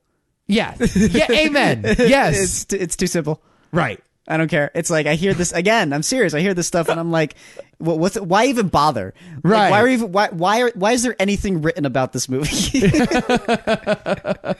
Ironically, it's like, yeah, no, I don't think any one theory like totally fits. Sure. I think that's just the nature of David Lynch films. Yeah. And this is not an exception. Yeah, I think you're right. It's just too clean. Yeah. It's just too neat. It's like, how do you explain the guy at the beginning, Bill Pullman going back to his house and saying, what's his name is dead? Remember that? Yes. So I guess this was like a real thing that happened to David Lynch. I'm not kidding you. According to David Lynch, the first scene in the film is based upon an incident which occurred in his own life. All right. He says that early one morning, his intercom buzzed, and when he answered it, a voice that he didn't recognize said, Dick Laurent is dead. However, by the time he got to the front of the house to look out the window, there was no one outside. That's creepy. So yeah, I just think this stuff was thrown in there, and it's never going to track logically. No. The interwoving of the worlds. But that is, I guess, the simplest way you can interpret it. But really, it's just a tone poem sort of exploring the ideas of loss and alter ego and regret and, And some of those tone poems resonate very well with me with Lynch. This one resonates with me, certainly, but I will also admit maybe not as much as, Blue Velvet. Oh, yeah. Blue Velvet, to me, still remains his best movie. Love Blue Velvet. Yeah. I'm glad I watched it. I had to see it eventually. Mm-hmm. I don't think I had as strong a reaction as you did. But it's David Lynch. Yeah. You will never hear me speak a bad word about David Lynch on this podcast. No, he doesn't deserve a bad word to be spoken about him. Yeah. That man is an angel. All I got to do now is get through Inland Empire. That thing is like 3 hours long or something. Yeah. I don't know. I still need to do that as well. But I think that's all that's left for me. Yeah. Oh, Dune. I haven't seen Dune. I haven't seen Dune either. Yeah, those are the two. Right. Everything else I banged out, though. Oh. All right. That's it. Good. Moving on. All right, we have a dilemma. All right. Okay. What, do you want to talk about the next two films in tandem? Yes, I do. Okay. Well, I mean, yeah, for the most part. So we can cross out those first four movies, right?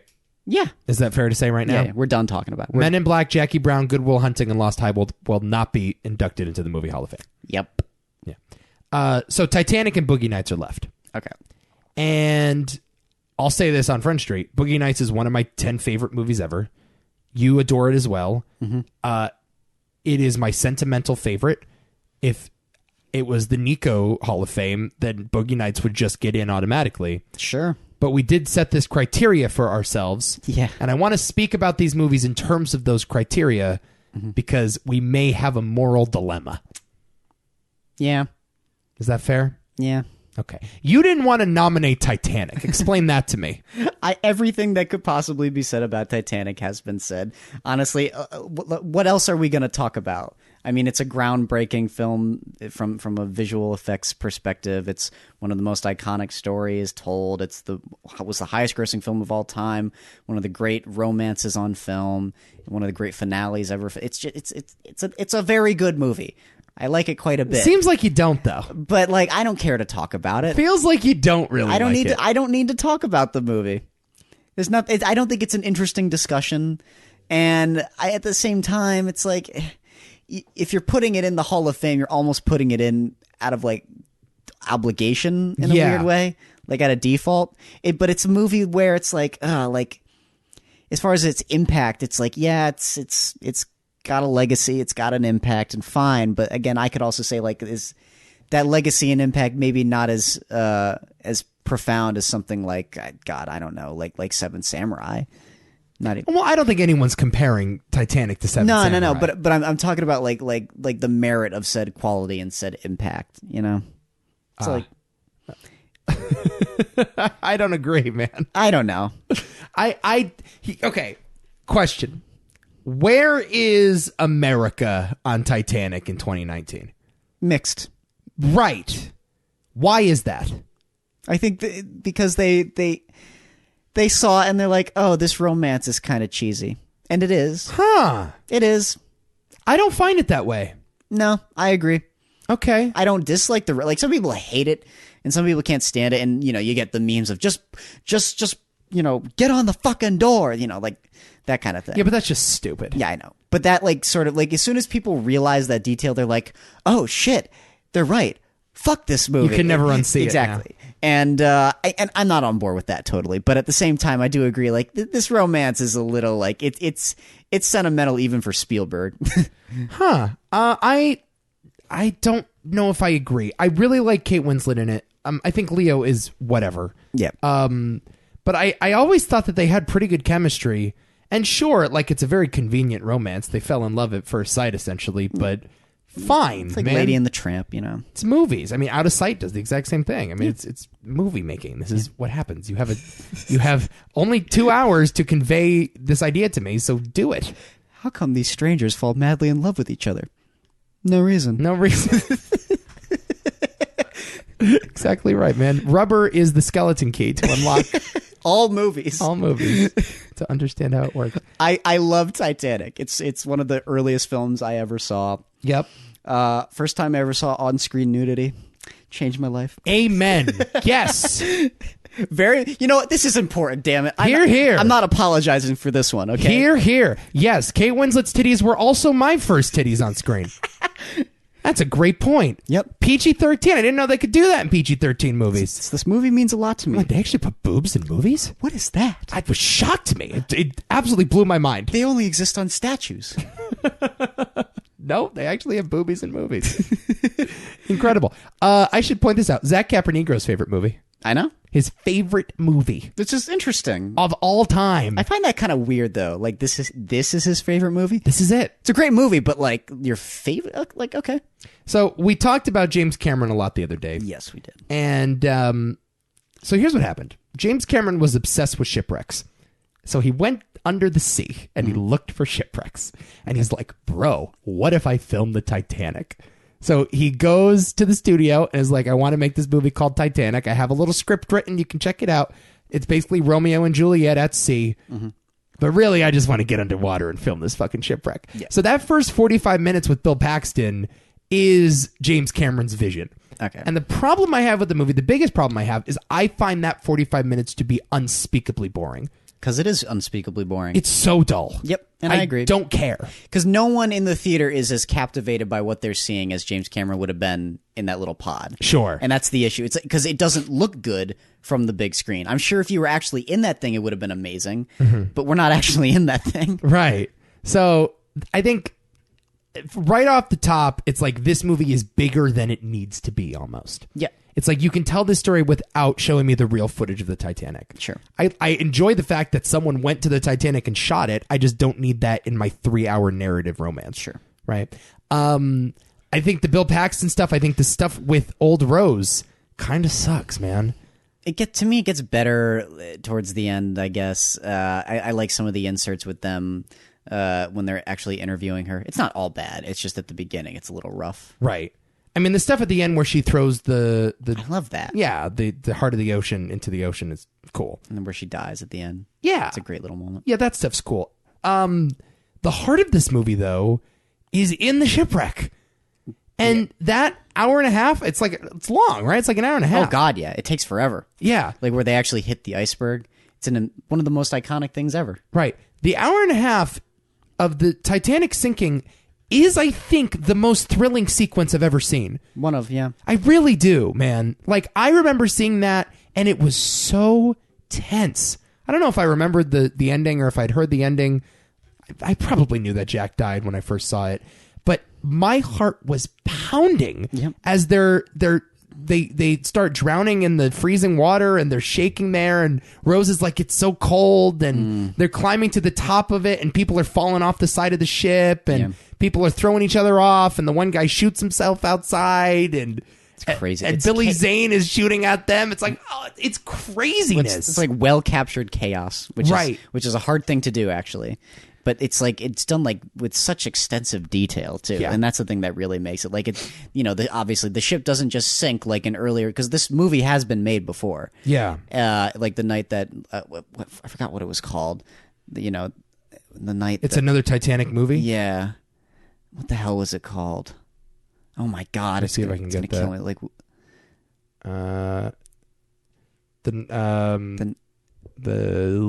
I have a bunch of the nights. The Night That Didn't End, The Night That Panicked America, The Night That Never Happened. Oh my God, what the fuck is it? All right, I'll look that up real quick. Yeah, but there is a previous Titanic film where, again, they don't really show the Titanic sinking in like extensive detail. Right. But here it's like, okay, yeah, we also have to show the A Night to Remember. A Night to Remember. There we go. 1958. Yeah. There was also a movie called Titanic in 53. Yeah. But it's like the boat doesn't just go down, it snaps in half. Oh, the smokestacks don't go down in one piece. Those fall on people. Yeah. When you're jumping off to save for your life, you might hit the propeller on the way down. Right. Like the detail of the carnage is really staggering in this. But it's not like fucking 2001 that goes overboard. Sure. It's just... Or 2012, you mean? Or 2012, yeah. Not 2001. We love 2001. Yeah, we do. 2012, the shitty Roland Emmerich film. Yeah. Where it's just like I don't even understand what's happening. This is just like you feel like the human desperation here and everything that happens, and you just can't believe this actually occurred. And how slow it happens too. I wouldn't call it boring. I mean slow in the best possible way. Where it's just like eating at you. Like, when is this going to end? Yeah, you know what's going to happen, and you know it before the crew knows it. I know. And so when they come to the realization, oh, wait a minute, like the water's going to fill up that one room, and it'll be fine, and then they'll fill up the other room, and it'll be fine. But once they hit that third room, we're out. Yep. And so you just see like, oh, that was kind of weird. Everybody wear your life vests. All right, you're dragging us out of our rooms for some stupid emergency. What's this about? Yep. The inevitability of it and the tension is palpable. Yeah. And I can only imagine in 1997 being in the movie theater for this. Oh, it's great. In the midst of Titanic hysteria. Yeah, I would have seen this in the theater like 2-3 times. This is just such a great experience. Yes, it's an incredible cinematic experience in that way. Yeah. I would say my favorite, like, as far as like because you like as far as like thrilling sequences are concerned. Mm-hmm. Ooh, that's tough. Like what's the most thrilling sequence ever filmed? It just feels so real. I probably go the Omaha Beach sequence for me personally. Yeah, that's the only like contender on this level anyway. Right. So yeah. Yeah. I mean, it would different. have to be. Yeah, I don't know. Like, not like something like Reservoir Dogs, but it may be like a close quarter, bunch of people with guns. Who's going to shoot first? Oh, God. So, well, I still need to nominate The Good, the Bad, and the Ugly when we get there. Right. So there's that. Oh, that's true. We do. Yeah, I mean, something like that. But in terms of just natural disaster, I don't think there's ever been a better natural disaster sequence. Put it that way. Probably not. Yeah. Just incredible. So, by the way, I should mention. Winner of 11 Oscars at the Academy Awards. It's a 3-way tie currently. Yeah, for the record. Do you know what those 3 movies are?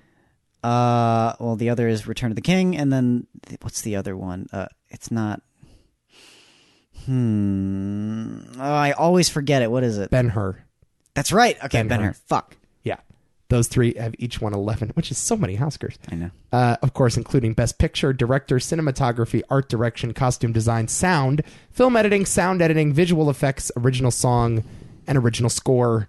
Did not win an acting Oscar, controversially, but it was also nominated for Best Makeup, Best Actress for Kate Winslet, and Best Supporting Actress for Gloria Stewart, who plays Old Rose.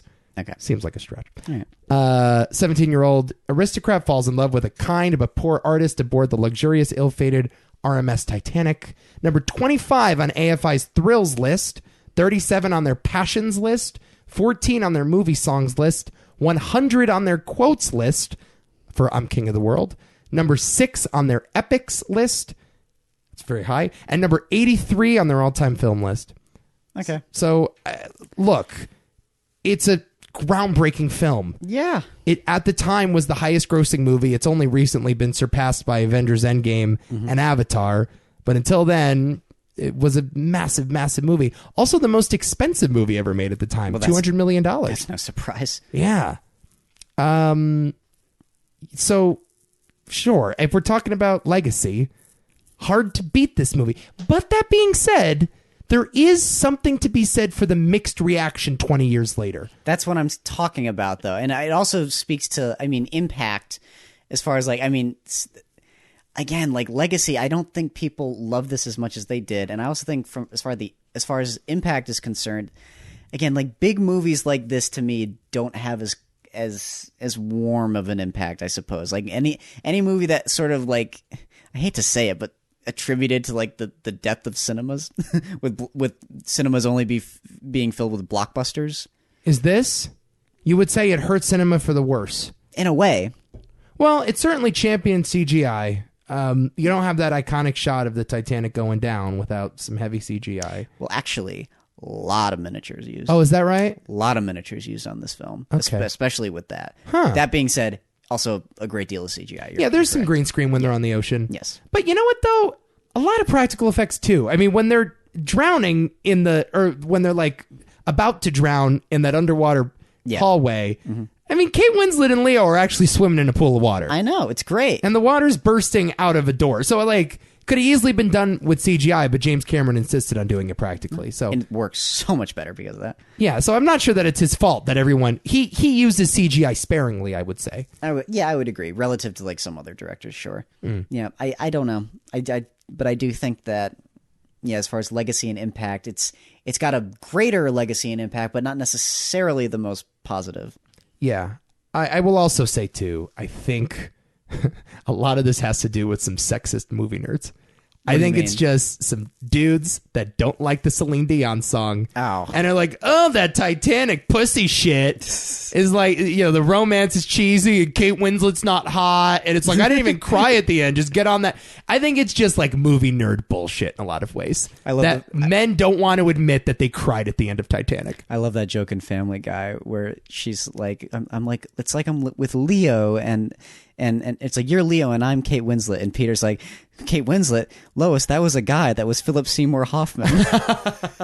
What? No, it wasn't. Yes, it was, Lois. It was Philip Seymour Hoffman. So I just think there's a lot of just movie nerd bullshit. But it's the biggest movie ever. It's going to have a lot of baggage. What do you want? But because I think snobs are contrarians about it. Yeah. And they're actually, Titanic wasn't that great. No, Titanic's great, man. Yes, absolutely. Titanic's a great movie. Quit raining on this parade. Yep. Just bothers me. I know. Because I know so many of those people, and it's dude, just let yourself feel it, man. Never let go. Never let go, goddammit. Aw. Great film. Yes. All right. So, we're going to pair that with Boogie Nights. Boogie Nights. Which, as we said, is our favorite movie. I would say the best movie on this list, definitively. Probably. But the question, does it have a fonder legacy? And did it have a greater impact? We'll see. Written and directed by Paul Thomas Anderson, starring one of my favorite ensemble casts of all time. Mark Wahlberg, Julianne Moore, Don Cheadle, John C. Reilly, William H. Macy, Philip Seymour Hoffman, and Burt Reynolds. Yeah. Nominated for Best Supporting Actor for Burt and Best Supporting Actress for Julianne Moore. along with Best Original Screenplay, did not win any of those awards. The story of a young man's adventures in the California pornography industry of the late 1970s and early 1980s. That's the synopsis of this film. Adam, I like simple pleasures, like butter in my ass, lollipops in my mouth. That's just me. That's just something I enjoy, you know? And this is just a movie that I enjoy. I'm a simple man to please. Yeah. No, I get that, and that's fine. Yeah. What's your personal relationship to Boogie Nights? It's the second... Well, is it the second? I think it was the second Paul Thomas Anderson film I ever saw. Behind There Will Be Blood? Yeah. Okay. And this movie just, like, popped for me. Yeah. Yeah, it's just like... It's like another one where it's like, oh yeah, Tarantino's got some competition here. Yeah. You know what I mean? Like everything just with how original this voice feels, but how natural it is at the same time, but having just a really weird and sharp sense of humor with all of these just characters that belong in just the craziest like sitcom imaginable. Right. And it's just like everything about it just feels iconic to me, even though the movie, I'm not sure I could call the film iconic in pop culture necessarily. Probably not. But just like it's one of those movies where it's just like so lived in and so flavorful, but it's, oh god, but at the same time it's not afraid to go dark when it needs to with this story, because certainly not, because it's such a roller coaster of a story in that way, just trying to traverse the porn scene. And it's fun, and it's exciting, and it's funny, and it's just like some of the some of my favorite like character moments in a film ever. I mean, I just can't get enough of what happens to William H. Macy in this movie. Oh, it's so dark, but so funny. It is hilarious. It's so funny. It is the most hilarious suicide I've ever seen on screen. I know. Double murder suicide has never been so hilarious. Yep. But so dark. You're right. Yeah. It's so funny you bring up Tarantino. I just heard Tarantino talk about this movie on a podcast recently. Really? Oh, wow. Yes. Okay. So him and PTA are friends, but sort of no. they have like a competitive rivalry, but like a friendly one going on. Because they grew up together. They didn't know each other, but they both grew up in LA. They're LA kids. They're kind of showbiz kids. And they came up around the same time. They were the two hottest directors in the 90s. Says he loves this movie. He screened it at his art house movie theater last month, but has a complaint about Burt Reynolds. Oh boy. Yeah. So he knows who Burt Reynolds is based on. So here's the thing. Tarantino used to work at a porn theater. Yeah. But it was like one of his jobs in between actual directing and the video store. Oh god. Yeah. Okay. He like worked at a porn and he used to hate pornos. He says, I never used to like pornos, but I ended up working at a movie theater that showed exclusively pornos. So I've seen more old pornos than probably anyone else on the face of the planet who doesn't enjoy jerking off to pornos. Okay. That's the gist of it. So there's this real porn director that the Burt Reynolds character is based on. Okay. Has the same gray hair, the same goatee, looks exactly like him, the same style. And he referenced the guy's name. I don't remember what the guy's name was. But he said that guy's movies were much better than Burt Reynolds' movies in Boogie Nights. Okay. And he doesn't love the fact that PTA sort of uses Burt as a punchline in this. All right. Someone like Burt Reynolds would have known that he was making total shit. He would have never said the line, this is the film I want them to remember me by. Okay. If it's just like a shitty cop movie that with horribly made, horribly edited, horrible cinematography with Mark Wahlberg running across the rooftops, a guy like that would have never made it. And so I think he takes a little umbrage with the movie being such an over-the-top satire. I really don't have that much of a problem, but it is an interesting thought. Okay. You know? Doesn't take away how awesome Burt Reynolds is in this movie. Incredible in this. Jesus Christ. Incredible. So good. The best Burt performance. Everybody is good in this movie. I mean, everybody. Yeah. Like shockingly good. I mean, even the ones that like have like no screen time, like John C. Reilly. Yep. But most notably, for me personally, Alfred Molina in this movie is amazing. I wish that I had Jesse's girl. That is the best scene ever filmed. I fucking love everything about that. I could watch that on loop for the rest of my life. That scene is so off the chain when he runs out of the house with the shotgun and you get back up, motherfuckers. Oh, Dr. Octopus. For a movie that's pretty off the chain to be like, the movie doesn't have much chill leading up to that scene. But they're just like, yeah, we're gonna give these characters a bunch of coke, you know. And remember the skinny short guy who's hanging out in the drug den and he's just popping the firecrackers. Yeah, that's so you hear like gunshots in the back, these ominous gunshots. Yep. It's that movie is just we're just gonna take a bunch of coke and film this scene. And Alpha Relina is amazing in it. Mm-hmm. Yeah, I think by far and away my favorite scene in the movie. Oh my God, it's the best. Yeah. It is the fucking best. My older brother loves that scene too. It's just like, oh, I heard this scene was crazy. And then we watch, he's like, holy shit, that was crazy. But I love that he's singing Jesse's Girl but getting the words wrong. Yeah. I can't have Jesse's Girl. I love characters like that though. Right. It happens a lot. And he's got the shirt buttoned down. Remember his big stomach sticking out? What the hell was he wearing? I have no idea. It was like a mixture of a bathrobe and a Hawaiian shirt. It looks like a kimono almost. Like what the hell are you doing, man? Good for you. So good. You know who's great too is Hoffman. Yeah. Philip Seymour Hoffman is so desperately nice. Yeah. You know? Similar to his character in Magnolia in a weird way, yeah. Magnolia is a little more understated, but he's over the top gay, but will not admit it. Mm-hmm. Kind of actually like his Big Lebowski character too. I love his. Maybe my favorite Philip Seymour Hoffman character, honestly. These are all great. The scene where he takes Dirk to the car and is like, I'm sorry I did that. I'm just really drunk, man. Uh-huh. It's like the desperation of that scene. It's played for laughs. Yep. But you think about that scene one layer below the surface and you're like, oh, this is the most depressing movie I've ever seen in my life. It is depressing though. And that's the thing. And maybe that's some people's deterrent from it, because when you actually like sit there with the movie, it's like, oh fuck, these people are fucking pathetic. Yeah, it's a grimy world they're living in. I know. When Don Cheadle goes to the bank trying to get a loan and they won't let him. I'm an actor. I can't get a loan because of my films. I'm an actor. Mm-hmm. Sad, dude. Yeah. So yeah, sure. The line about lollipops in my mouth and butter in my ass is great, but there's a character with him that commits a double murder suicide. Yep. You know? That is the reality of this movie. His wife is just having sex with everybody, right? Willy-nilly, and no one cares. Yeah. I love it when he goes to the guy and he's like, my wife is having sex and it's a fucking embarrassment. And the guy's just like, oh yeah, that's rough, man. Right. So when are we gonna get this shot? So something like that. He walks in the room, he looks, gives himself a little nod, and walks back, and you follow him the whole way. It's all one take. It's one of the great one takes, I think. Well, there's like 3 great one takes in this movie, too. That's great. How great's the opening shot? Oh, wow. Where the camera spins around from Boogie Nights and then follows them in. Yeah, right. It's Luis Guzman. So good. Baby, you're the sexiest bitch I ever seen. I love this screenplay.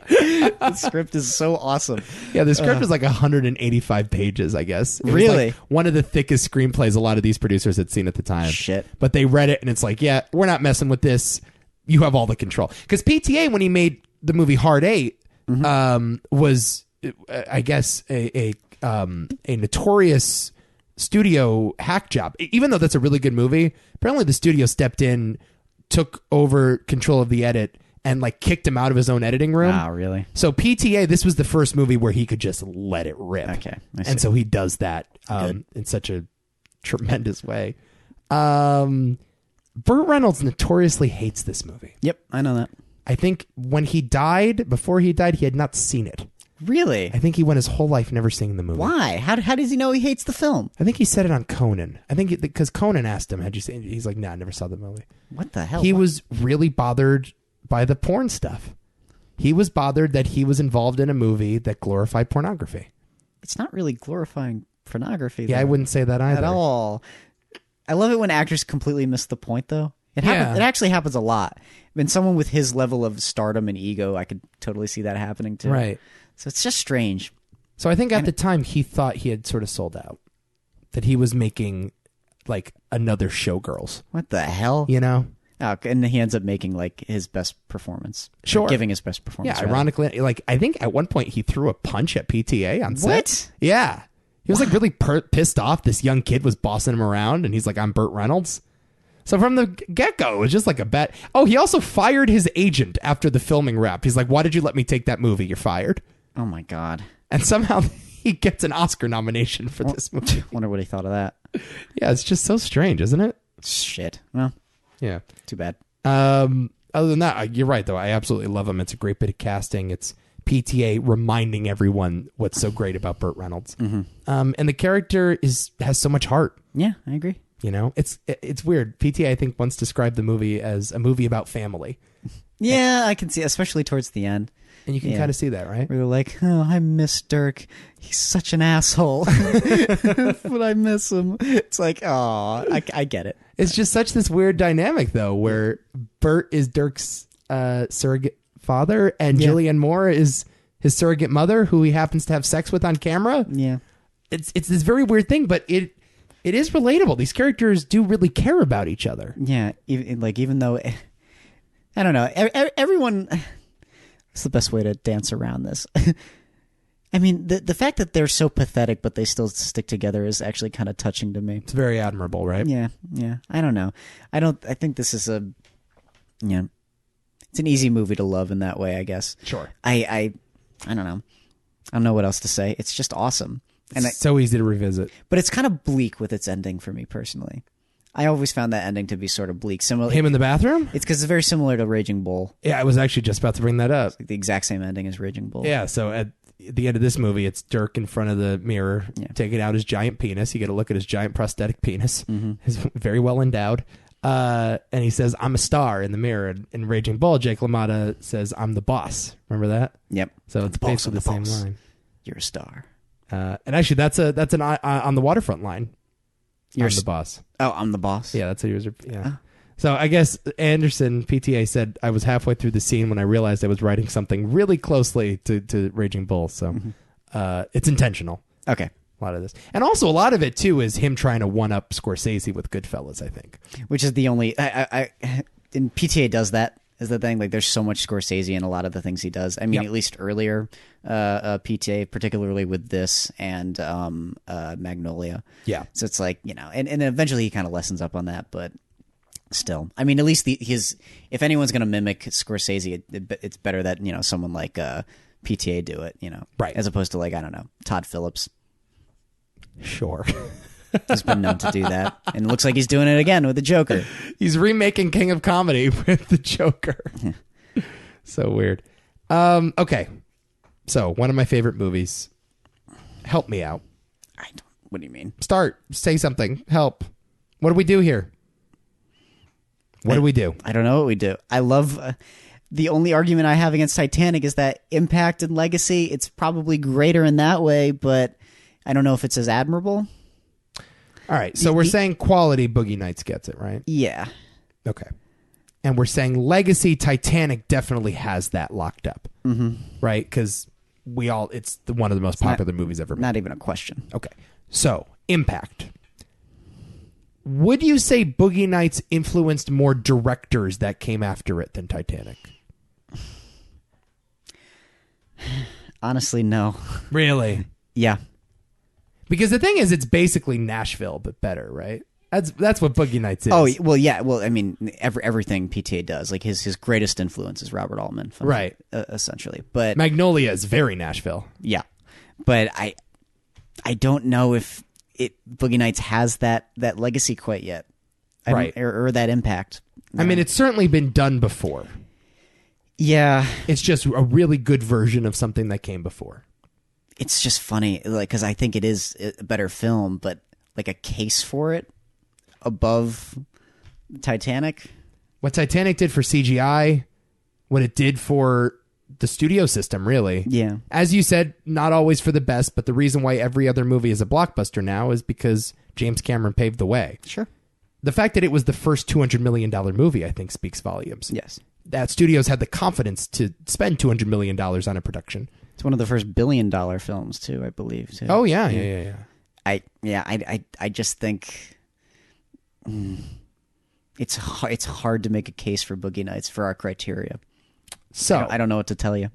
Okay. So we're saying we just did a vote. Quality, legacy, impact. Titanic is the winner. Now, you feel good about that?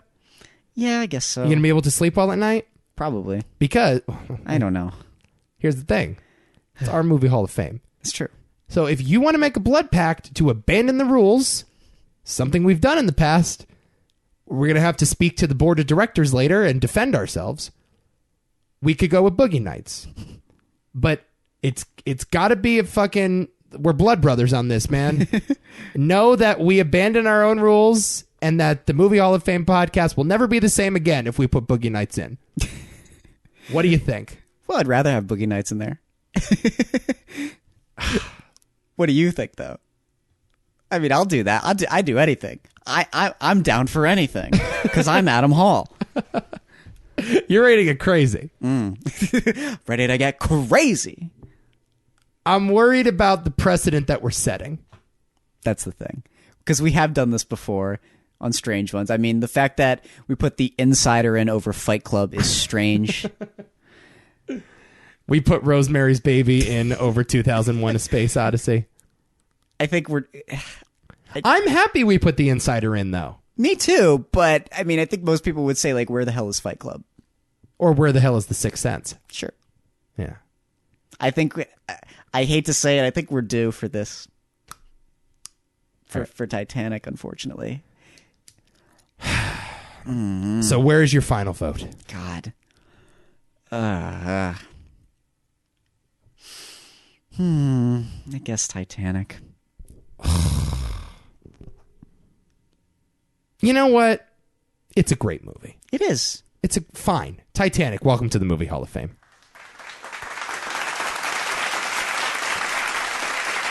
Man, get him out of here. I don't want to get him out of here. I don't want to hear the claps. Doesn't feel right, does it? Oh. I know.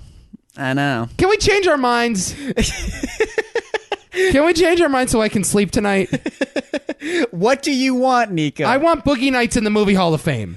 That's what I want. You want it in the Hall of Fame? I want Boogie Nights in the Hall of Fame. Put it in the fucking Hall of Fame. It's in the Hall of Fame. There it is. Boogie Nights, baby. Fuck it. It's in. Feel better? I do. Okay, good. I feel way better. No, Let's own it. All right. Fuck Titanic. Fuck you, Titanic. How good's that movie anyway? It sucks. You Really know, kind of sucks you know, anyway. The movie is utter bullshit. Kate Winslet's not that hot anyway. Let's just put him. You could have dodged the iceberg. You could have spared room on the door for the 1,000th time. Oh, that is so the wrong decision, but I can't not put Boogie Nights in the Movie Hall of Fame, bro. I know. All right. It's fine. Well, we did it. We love Boogie Nights. May God have mercy on our soul. Yeah. All right. So we have this Oscar thing we're going to do again. Revisiting the 1997 Academy Awards. Okay. Best Actress. Your nominees were Kate Winslet from Titanic, Judi Dench for a movie called Mrs. Brown, Julie Christie for a movie called Afterglow, Helena Bonham Carter for The Wings of the Dove, and Helen Hunt wins for As Good as It Gets. I guess Helen Hunt. You're okay with that? Sure. Okay, I did not have that. I would have went Pam Grier. Oh, okay. Interesting. I would have given it to Pam Grier. Cool. Yeah. Right. I think it's a more dominant performance. It's a traditional movie star role, kind of a lifetime achievement, sure. But I just see As Good as It Gets as a Jack Nicholson movie. It is. So Helen Hunt is fine in it, but I would not have given it to her. All right. Best Actor, Dustin Hoffman for Wag the Dog, Peter Fonda for Yuli's Gold, Robert Duvall for The Apostle, Matt Damon for Good Will Hunting, and Jack Nicholson wins for As Good as It Gets. What would you have done there? Again, I guess Jack Nicholson. I also said, I guess Jack Nicholson, but you can make a case for Damon. Yeah, probably. Yeah. It's close, but yeah, I don't know. I think it's Jack. I wouldn't mind. Damon. Close second. Best Director, Tom Agoyan for The Sweet Hereafter, Curtis Hanson for L.A. Confidential, Gus Van Sant for Good Will Hunting, Peter Cantanillo for The Full Monty, and James Cameron for Titanic. And the answer is James Cameron. Okay, this is to me a perfect example where you can do the split, and I'm okay with it. Yeah, okay. I think you give PTA Director because it's the most distinctive, like, directorial effort, and I think you give Titanic Best Picture because it's the best overall achievement. Okay. That's what I would say. All right.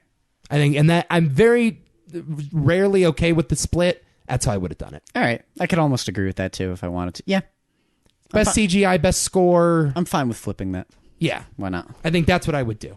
And Titanic, of course, is nominated along with As Good as It Gets, Full Monty, Good Will Hunting, and LA Confidential. It's one of those years where the Oscars weren't like completely egregious because the nominees weren't great.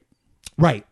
Yeah. I mean, it would have been nice to see Jackie Brown get some love. But, Yeah, I know, but that wasn't going to happen. I also, for supporting, I would go Robin Williams, but just knowing in hindsight, too, that would have been his only Oscar. You got to give it to him. I know. But, man, in another world, I would have given it to Burt or even Paul Giamatti for Private Parts. Was he wasn't nominated? No, I would have given him a nomination. But he's incredible in that movie. It's great, that movie. So. And then supporting actress, the Kim Basinger won for LA Confidential. I don't remember her being that great in that movie. Nah, me neither. I think you could go Julianne Moore for Boogie Nights easily. Okay. Or even Bridget Fonda for Jackie Brown. Probably Julianne Moore for Boogie Nights, honestly. She's great in that. Yeah.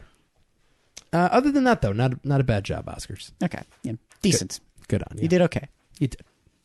All right. Let's do this. Oh, yeah. We got one more thing to do. And then we're out of here. We're doing it. 1982. Coming next week. Nick Evangelista will join us. Briefly. To settle some scores. This is the year. This is the big one. A massive weight is about to be lifted off of our friendship. And it's going to feel really good. Sure. It's going to feel therapeutic. Or really bad. Well, it's going to be really bad when one of us loses. I just don't like that it's Nick. Like, it just... fucking hell. Nick, I think, will be an impartial adjudicator. Just know that if I lose, I'm just going to blame Nick for the rest of my life. 1982.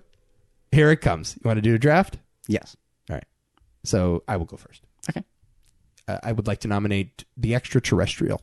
Okay. Otherwise known as E.T. I would like to nominate Blade Runner. Good.